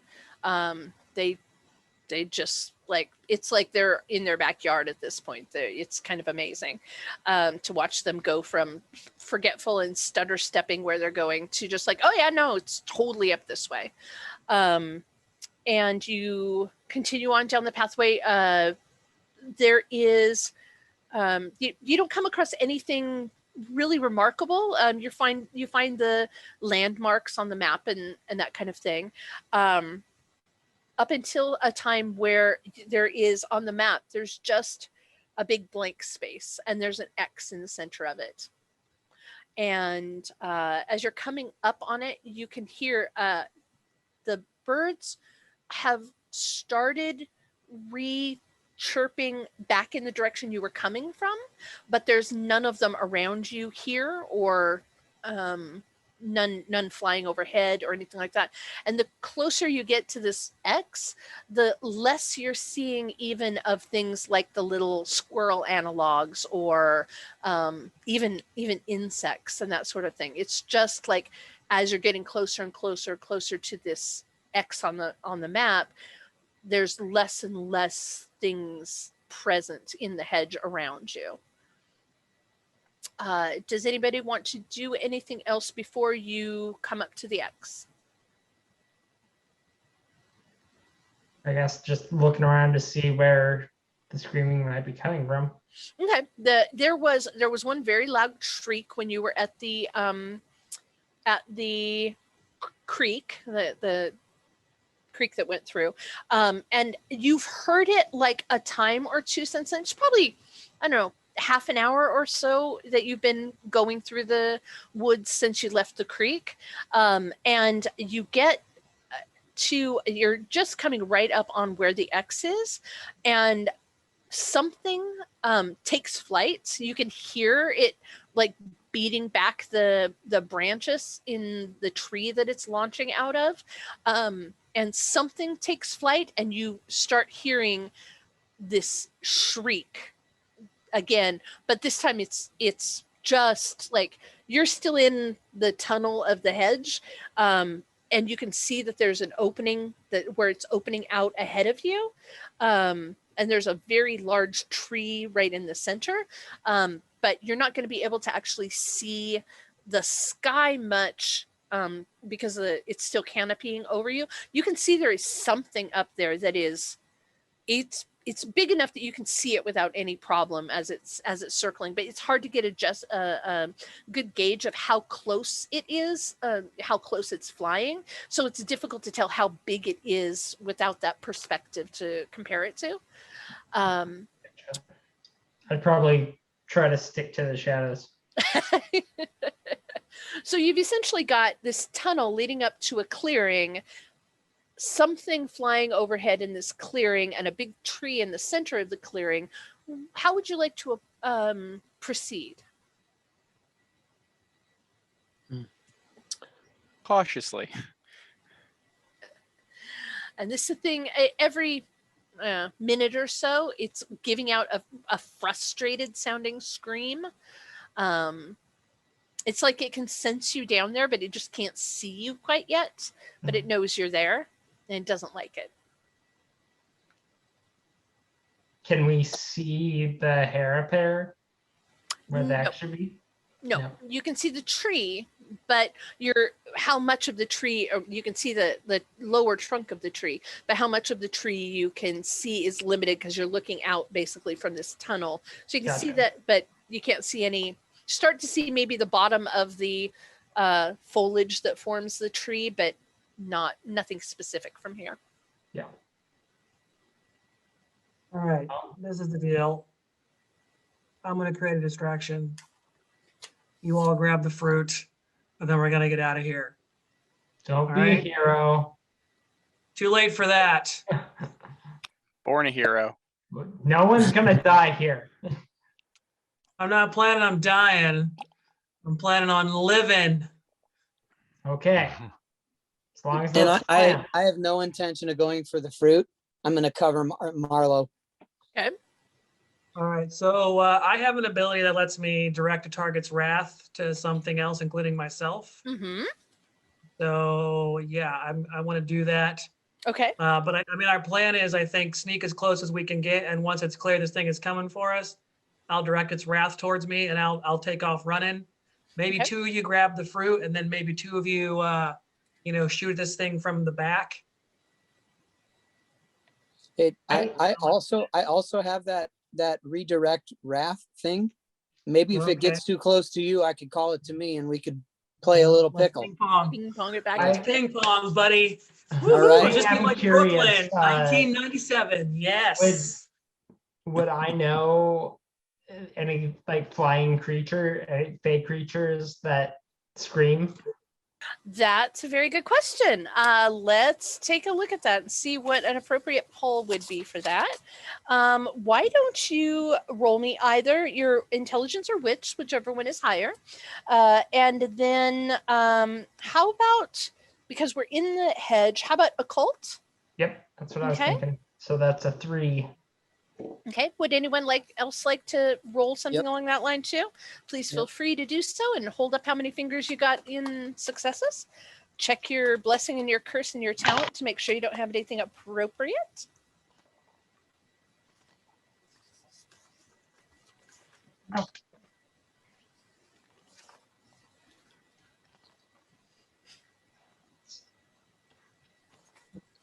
Okay, that's Poor Alex. Alex is like, I got no clue. There's nothing for me to shoot here. Nothing. Yeah, I don't see anything yet. I got 3. Gray got 3? Yep. Oh, okay, definitely. I am going to, can you see the chat, Anders? Yes. Okay. I'm sending you a message that only you can see. Awesome.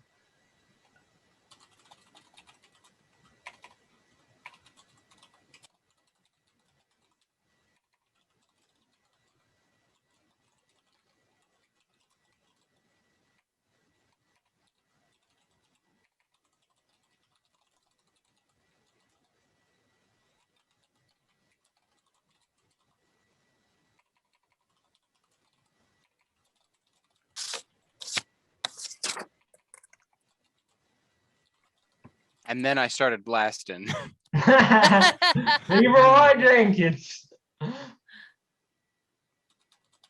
When Ash realizes that is their alter ego.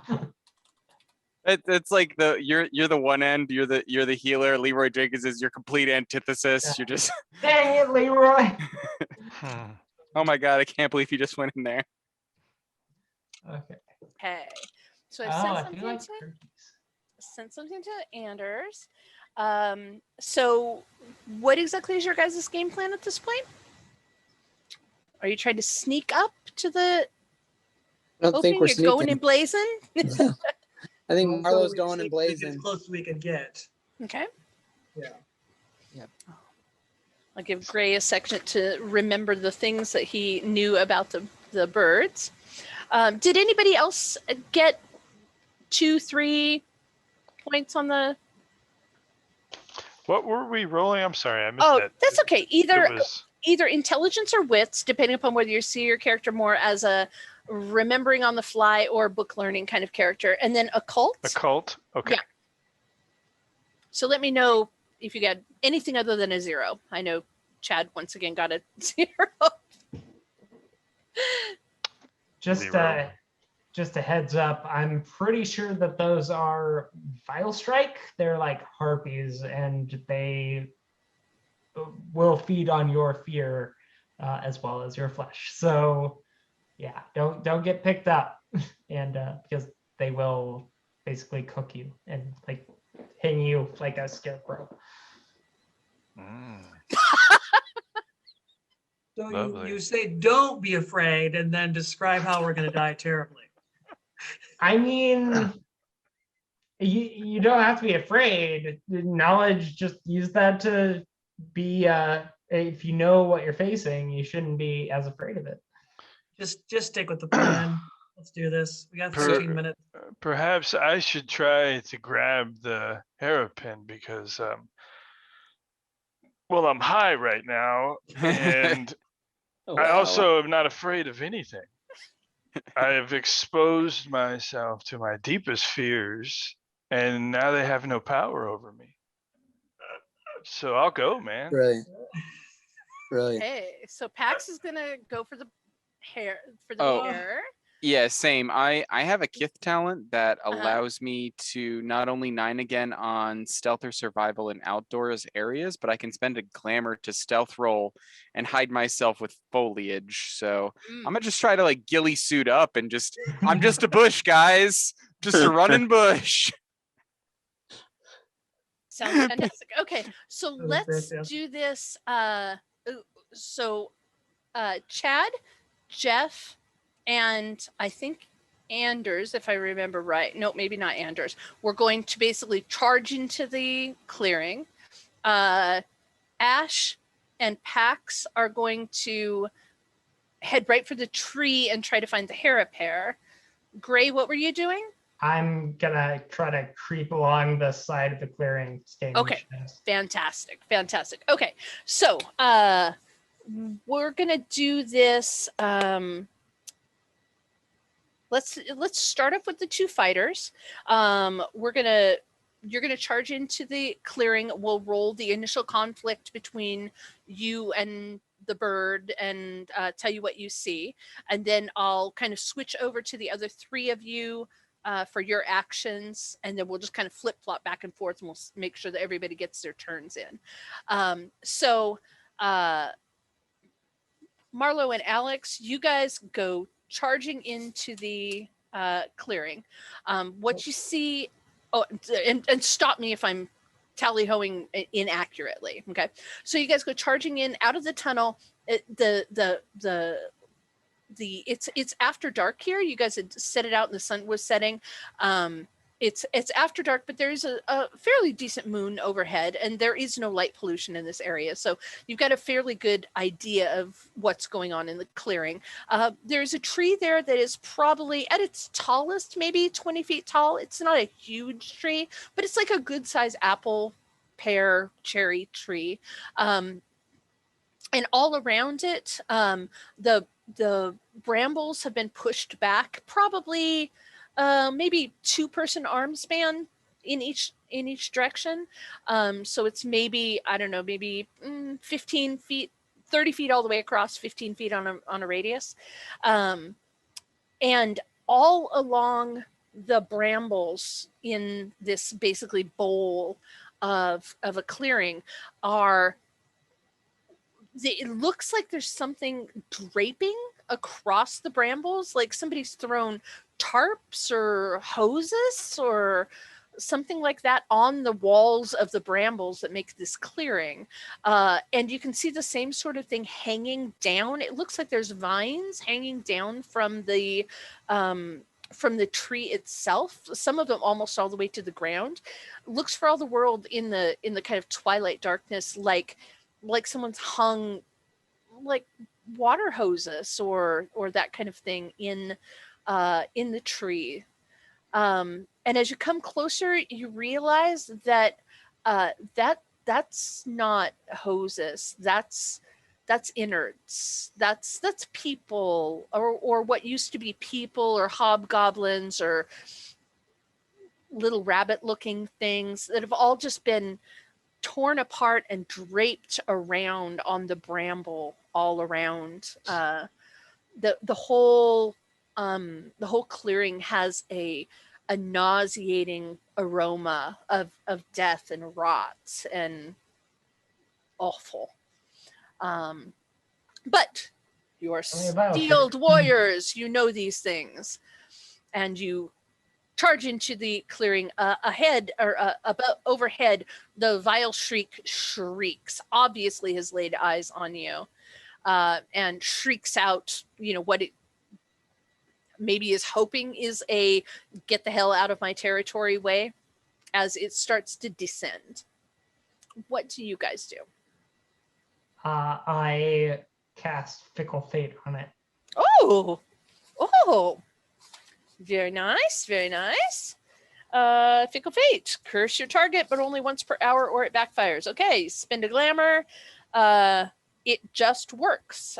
So the next action that the strike is at a -2 penalty, thanks to Gray's manipulations. Oh, What's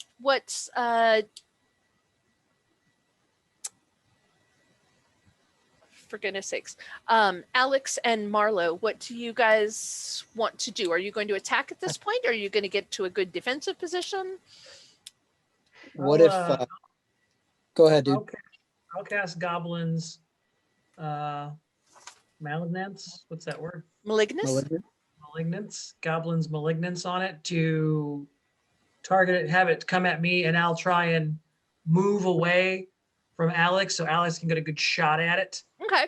So you're going to like split, I got my split to sword different ready. sides of the clearing. Okay. Yeah. Awesome. Fantastic. Okay. So go ahead and roll me a manipulation plus persuasion. This thing is definitely mad as hell. I rolled a 10. So I rolled a 10 and a 9, so I have 2 successes. By the way, I didn't get another 10. So Oh, did you roll the 10 again? I did, yeah, and I was just a 2. So I Okay. have 2 successes. Good. with Okay, my- fantastic. That's all you need to start with. So this thing it's kind of starting to descend, and it very definitely like makes a wing bank and heads towards you. I take a shot at it before it gets to him. Yeah. Fantastic. Okay. So what we're going to do then is that is Chad. There we go. So you are going to roll your dexterity plus your firearms plus your specialization for pistol will give you an extra die. And the fact that you had that marble pistol is going to let you do extra damage if you are successful in hitting.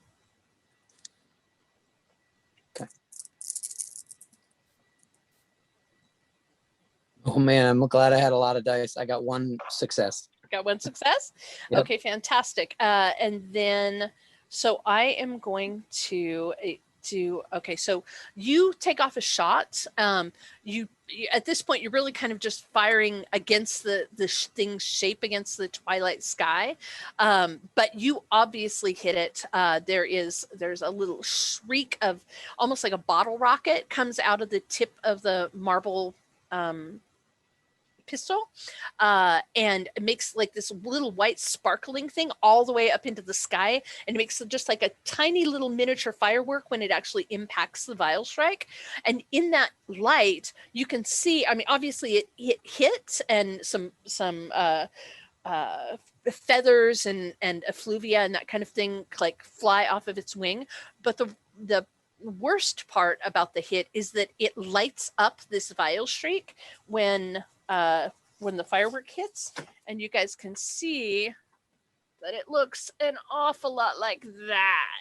It's got sharp, talony claws. It's got a very scary vulture-like head, super long talons on its hands and its feet, and it is roughly human-sized. So the wings, when it's trying to like backpedal because it's gotten hit, like it raises up dust and that kind of thing. You really can tell that this is a big and sturdy creature being held into the air.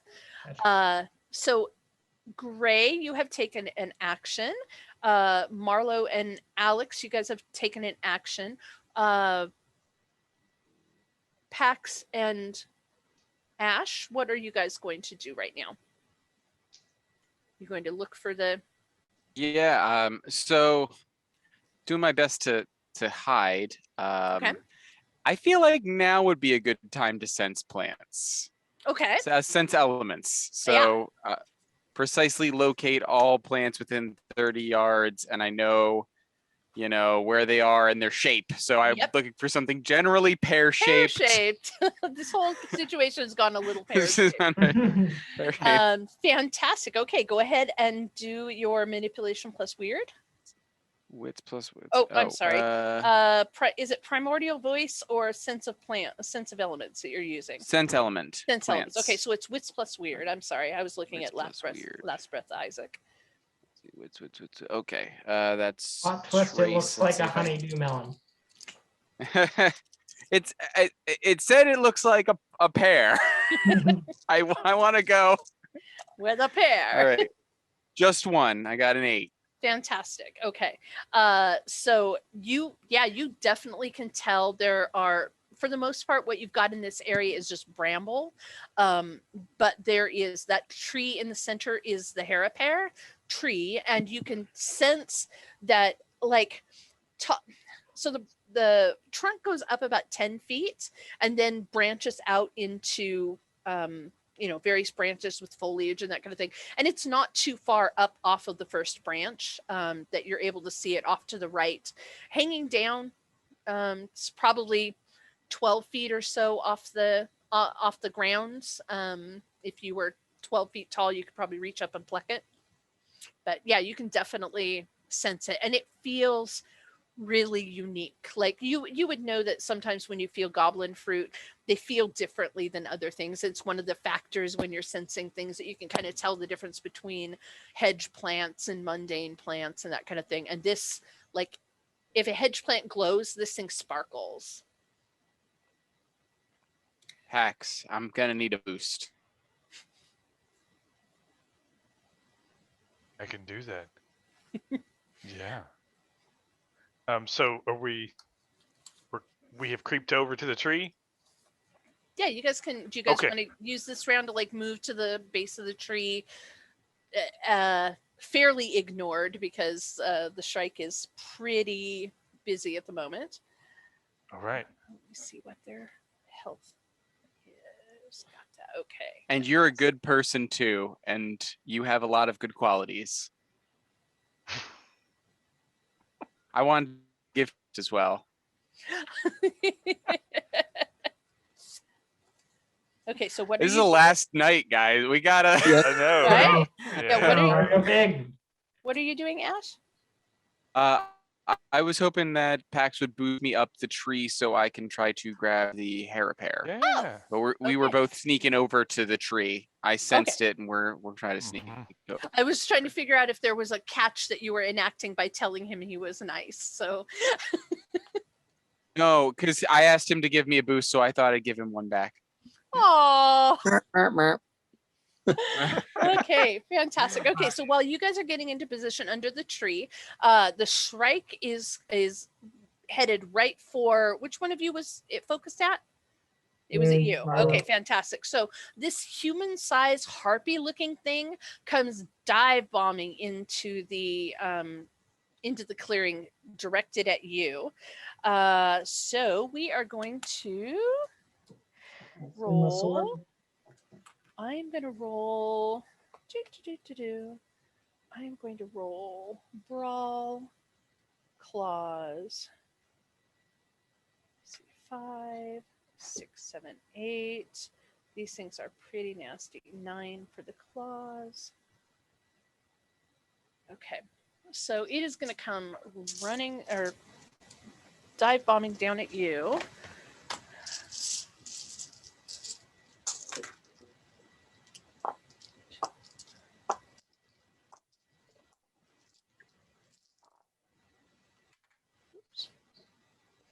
So So this is where I say that I have bonuses to dexterity and dodge. Yeah, you do, but you know what? It rolled 9 die and didn't hit with a single one.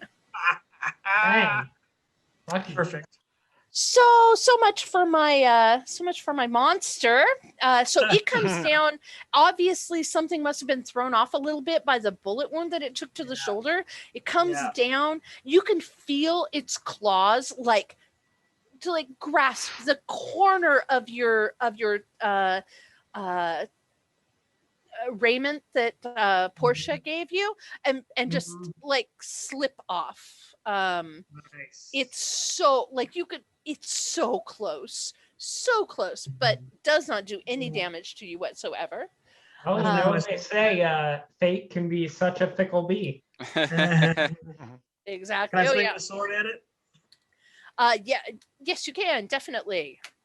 That's blades plus what? Strength? That would be blades plus strength, Okay. weaponry plus strength, and then the bonus weaponry. that you got for your weapon, because I think yours was a 2 hit rather than a 2 damage, if I'm remembering right. All right, wonderful. So that's 2 successes with a 10. So let me roll again. Just 2 successes. Okay, fantastic. So, and then did you give yourself an extra die for the quality of the blade? Okay. So you reach up and you slash with that, because you had the chopper, didn't you? Yeah. Yep. Yeah. So and you catch one of its feet as it's reaching down for you and just chop all 4 of its taloned toes off on that foot, and it screams and beats its wings extra hard and is circling back up out of the clearing to take another run. Alex, if you would like, you can take another shot at it as it's circling past, kind of a circle of attack of opportunity, if you were. There is no such thing really in Lost, but it seems very appropriate, being so it can't really do anything to you at this point, and you're shooting a firearm. So I got 4 successes. wow. Okay. Yeah. Wowzers. It's not happy. You catch it in the same wing that your first shot was. And the first shot kind of went through the lower portion of the wing, so you got flight feathers and a little bit of muscle tissue and stuff. This time you catch it right in the shoulder area, and it just tumbles. It managed to catch itself just above the edge, the height of the trees in the clearing, and right its flight path for another circle. But it's obviously, you can tell, not only has this thing, as it circles back up, it's dropping. At first you think it's feathers or blood or that kind of thing. No, this thing is dropping vomit and feces on you, all on this area, to make it smell, if anything, worse than the rot did before. But it's obviously, you're definitely seeing blood dropping too as well. So it's not doing real well. Okay, Pax and Ash, you guys are, so Pax is giving Ash a boost up into the tree. Ash, you're tall enough at this point, you can get your arms over the lower branch, the one that the thing is out on. It's out a few feet out the edge of the branch. So are you going to just have him move you over to the point where you can reach the fruit itself? Are you going to grab this branch and shinny your way out, or how exactly are you going to approach this? I am a not physically intimidating person, but I will try to, try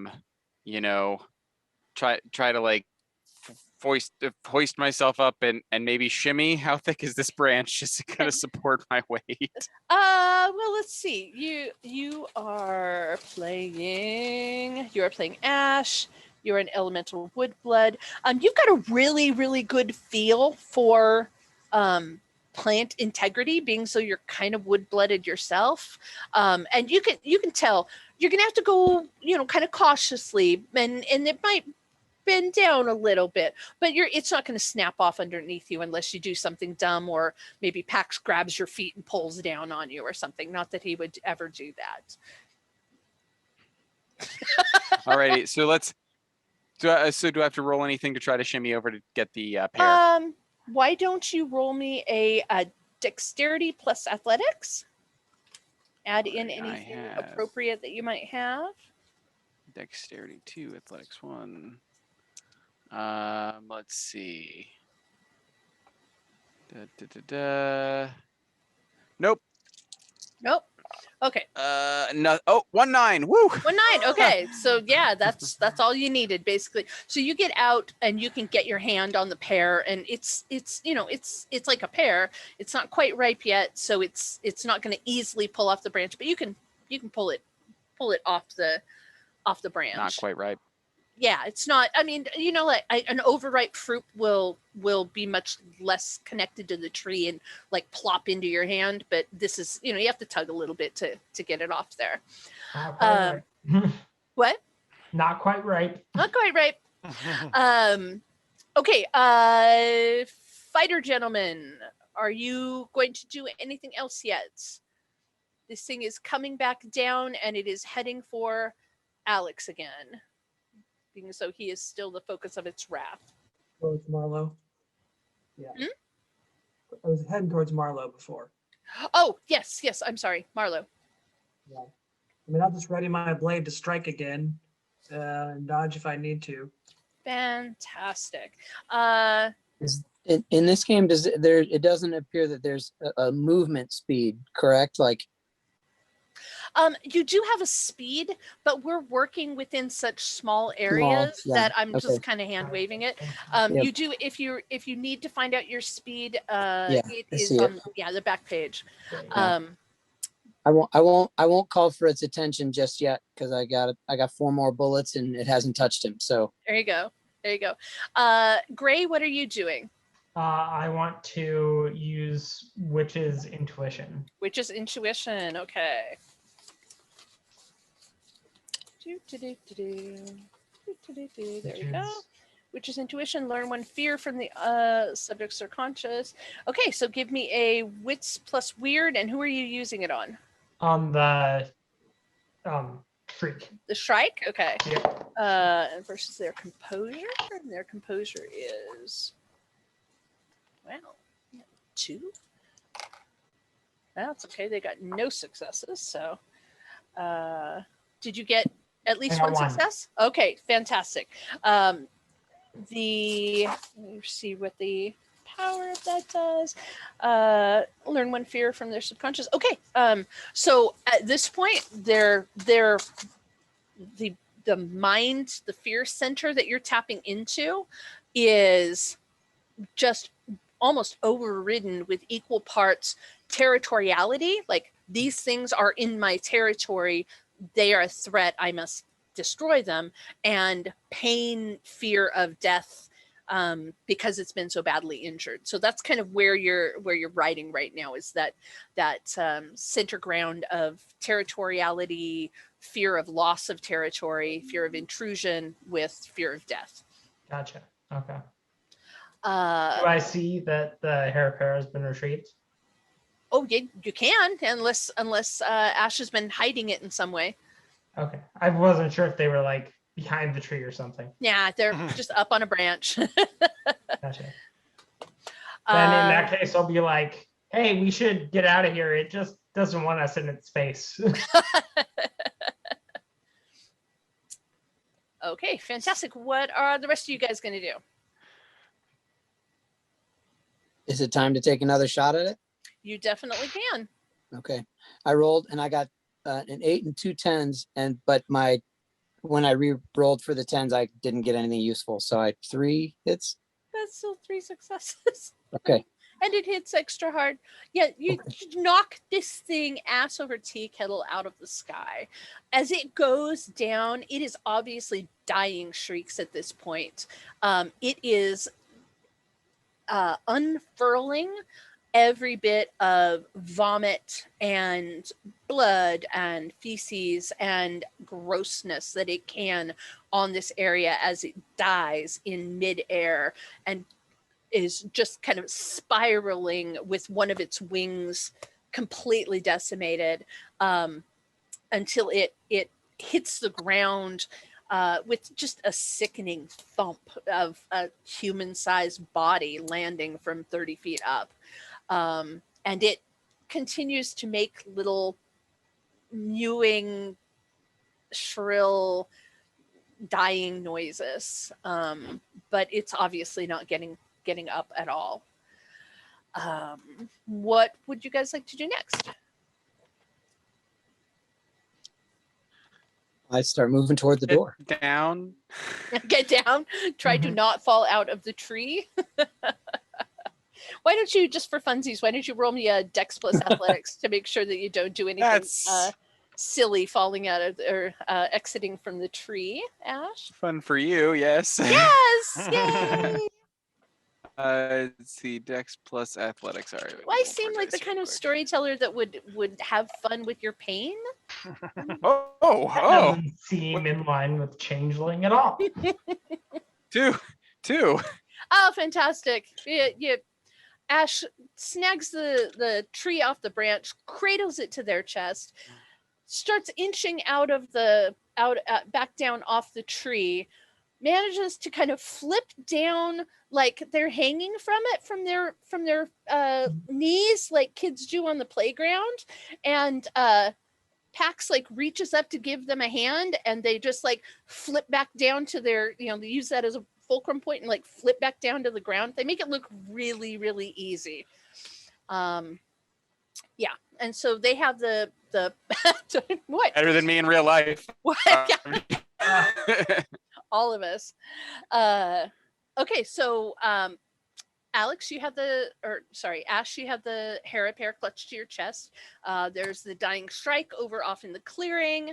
Anders has, Gray has been doing, reconnaissance, cursing kind of things to make sure everything goes well.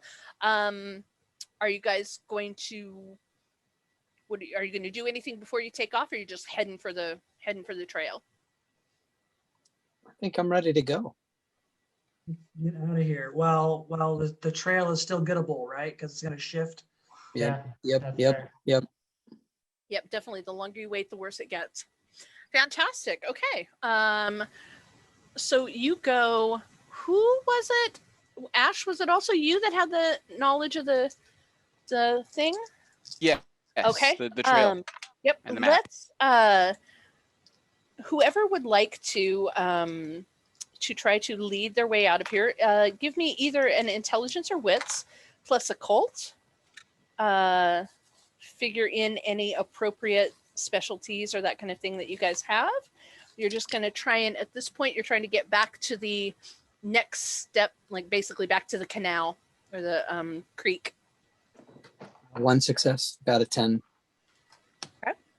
So intelligence or wits. So that I have intelligence of 4. Mm-hmm. Oh, plus occult. So that's 5. And then I get an additional 2 because of the hat. Mm-hmm. Okay. Nice. Okay. You can't shoot a gun. Once okay, actually, I've had I got days 2 like that. 2 successes. Yeah, it was a 10, and I got an 8 off of it. I got a 5. Grace, like, don't worry, man. I got this. Ash and Alex and Marlo and Pax are all kind of like, oh, it's getting kind of dark. I think maybe it was this way. And Grace is like, oh, nope, right that way. That's exactly the way to the creek. I can tell. I can smell it from here. And I really don't want to be in the weird after dark.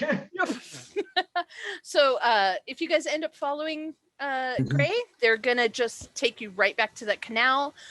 From there, it's pretty much a hop, skip, and a jump back to the clearing that Wego left you at with the little hut and that kind of thing.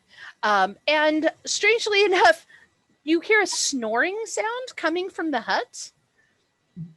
Are you going to walk past, or you're going to check it out? Oh, you got to check that out. Yeah. Yeah.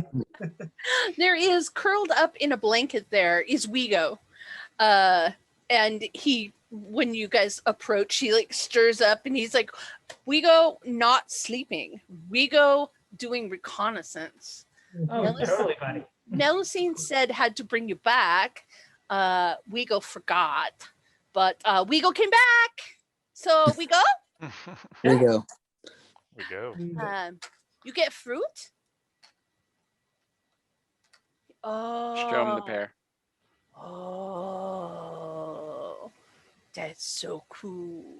The pear is, if you can imagine a pear made out of actual gold, but it's not like a, it doesn't look like a piece of artwork or craftsmanship. It looks like it naturally grew out of gold, including like the little blemishes, the little like, you know how pears get those kind of like teeny tiny little dots on them and stuff. You can see and feel that. You can smell that it smells just like a just on the verge of being ripe pear, but it obviously it just looks like it's the entire thing's been gold leafed or dipped in liquid gold. And he's very, very impressed, and he keeps, as he's leading you back towards the goblin market, he keeps checking in with Ash. He like, you still got it? You still got it? You still got it? Okay, it's safe. Okay. I'm gonna be like, I know it's really cool. We go. I'm thinking. I have this goblin fruit here. If I give it to you, will you? You can say that you saw it, but you forget who had it.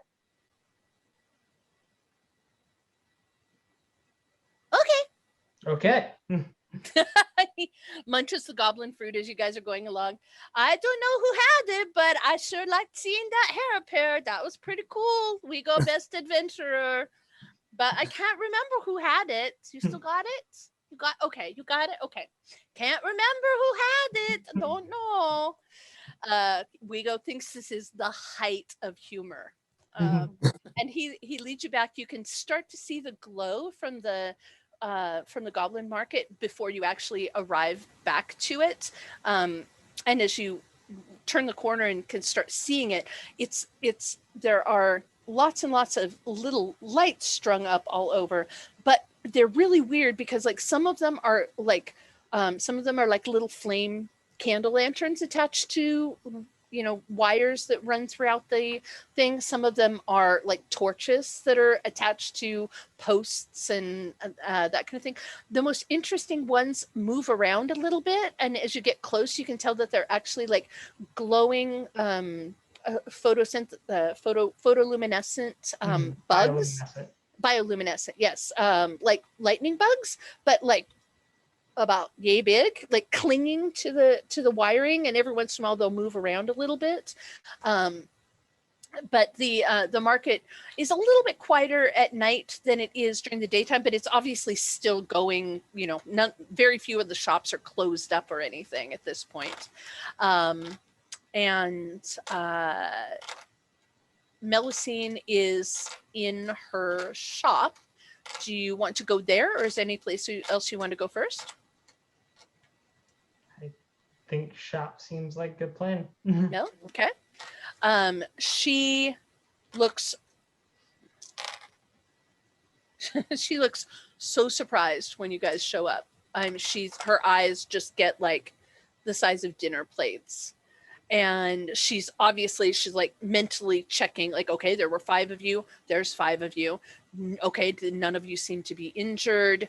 You know, and she's waiting for you to come into the shop. She starts wheeling her wheelchair out towards the entrance, and she's like, "You're back. You're back. Are you all okay? Are you any of you hurt?" It was easy. It was easy. Oh, okay. They just went and got the hair repair. Sure, of course, it was just easy.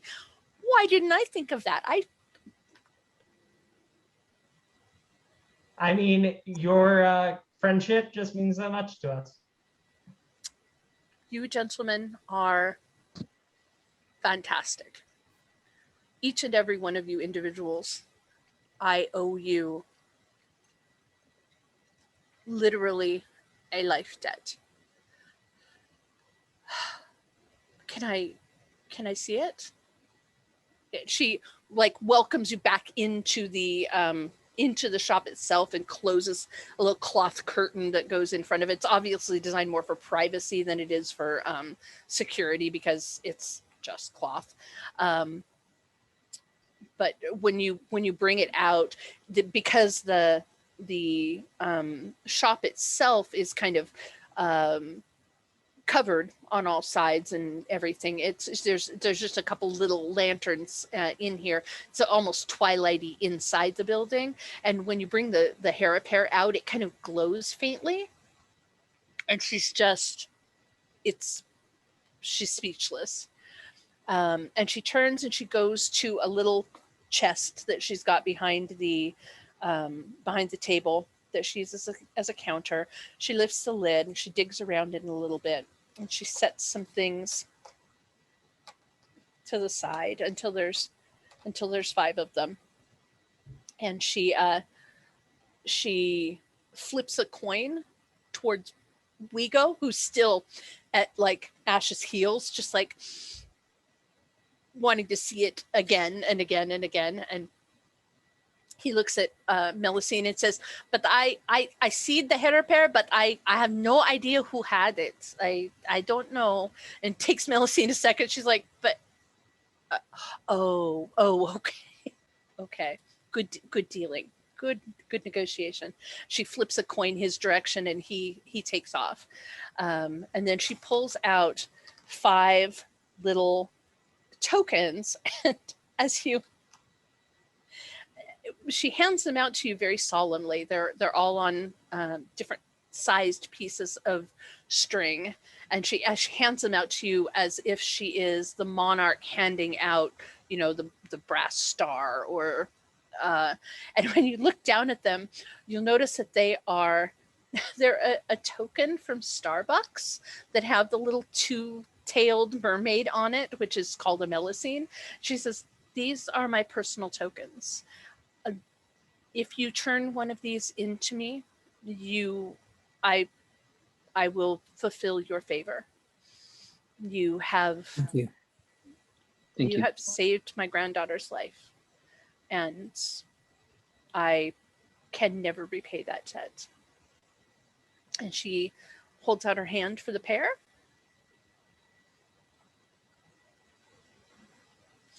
And That's when Ash remembers their backstory and just smashes it. No. Ah! ah! Damn memories! Right in front of her. She takes it reverently and takes it back into the back, and she says, I need to get this to my granddaughter as soon as possible. I hope you will all forgive me if I must make my departure. Of course. And I ask her, I give her the token back, and I say, if there's any seeds left, I want them. Because there is a way to grow plants, from what I understand in this game. Specifically goblin fruits. I will save the seeds for you. I must tell you that the legends say that herefruit cannot be propagated that way, but if anyone can do it, I believe that you can. So I will save those for you in hopes that you are able to accomplish a miracle, as you already have. Stranger happened. Good idea. Indeed. Maybe you could save the skin too. We might try to smoke that later. I believe that the That's your skin token to probably give. has to be consumed, but Oh. if it comes to be unnecessary in order to save her, I will definitely hold on to that for you as well, for your recreational research. We'll just call it that. And she very quickly grabs a bag that she's had behind the table, wraps the hair of fruit very carefully in multiple layers of cloth, and puts it back in the bag and says, I hope you don't mind, but I have to go. Thank you very much. And the next thing you see is her wheeling through the gateway back out into Central Park in your town. And the gate closes behind her. And you guys have all done really well. Yay! Thank you guys so much. This was really fun. You guys took these. One of the funnest things about seeing different people play these same characters week to week is seeing what different takes everyone takes on them. And you guys were just amazing. It was really, really fun. Well, thank you. You were a wonderful storyteller. What was that? Yeah. quote? Yeah. Some of the worst decisions in my life have been haircuts. That was so good. That was so good. Before we take off, is there any last minute questions that you have? Anything I can clear up, either about the story or about the game in general, or? Is this World of Darkness, is this the same as the werewolf and vampire and all that? It is, yes, but slightly different. The werewolf game that you guys played earlier was Werewolf the Apocalypse, which is part of the old World of Darkness, or the classic World of Darkness. There is a changeling that was part of the classic World of Darkness called Changeling the Dreaming, but it is a drastically different game than Changeling the Lost, which is part of the new World of Darkness. So there is a vampire in both, a werewolf in both, and a changeling and a mage in both, but they're very different games. So, Interesting. yeah, So, definitely. What's the difference between the new and old Changeling? Dark World? As much as I want to hear that, You gotta it's go. 11:30. It's 11:30. Yeah, you're right. I have 8 o'clock appointments, so I'm Awesome. gonna go. Fantastic. I am Jess at Jess Hartley on email and Jess Hartley on Twitter, Facebook, etc. If you guys have any questions later on, you need someone to bounce ideas off of or something like that, please feel free to get a hold of me. I am at your avail. Okay. Awesome. Thank you so Awesome. much. Thank Thank you you. so much. Thank you. Thank you. Bye, It's guys. been fun, everyone. It really Cohort has. Thanks, 7. guys. Great to meet you all. Bye. Working with Take care, y'all. guys.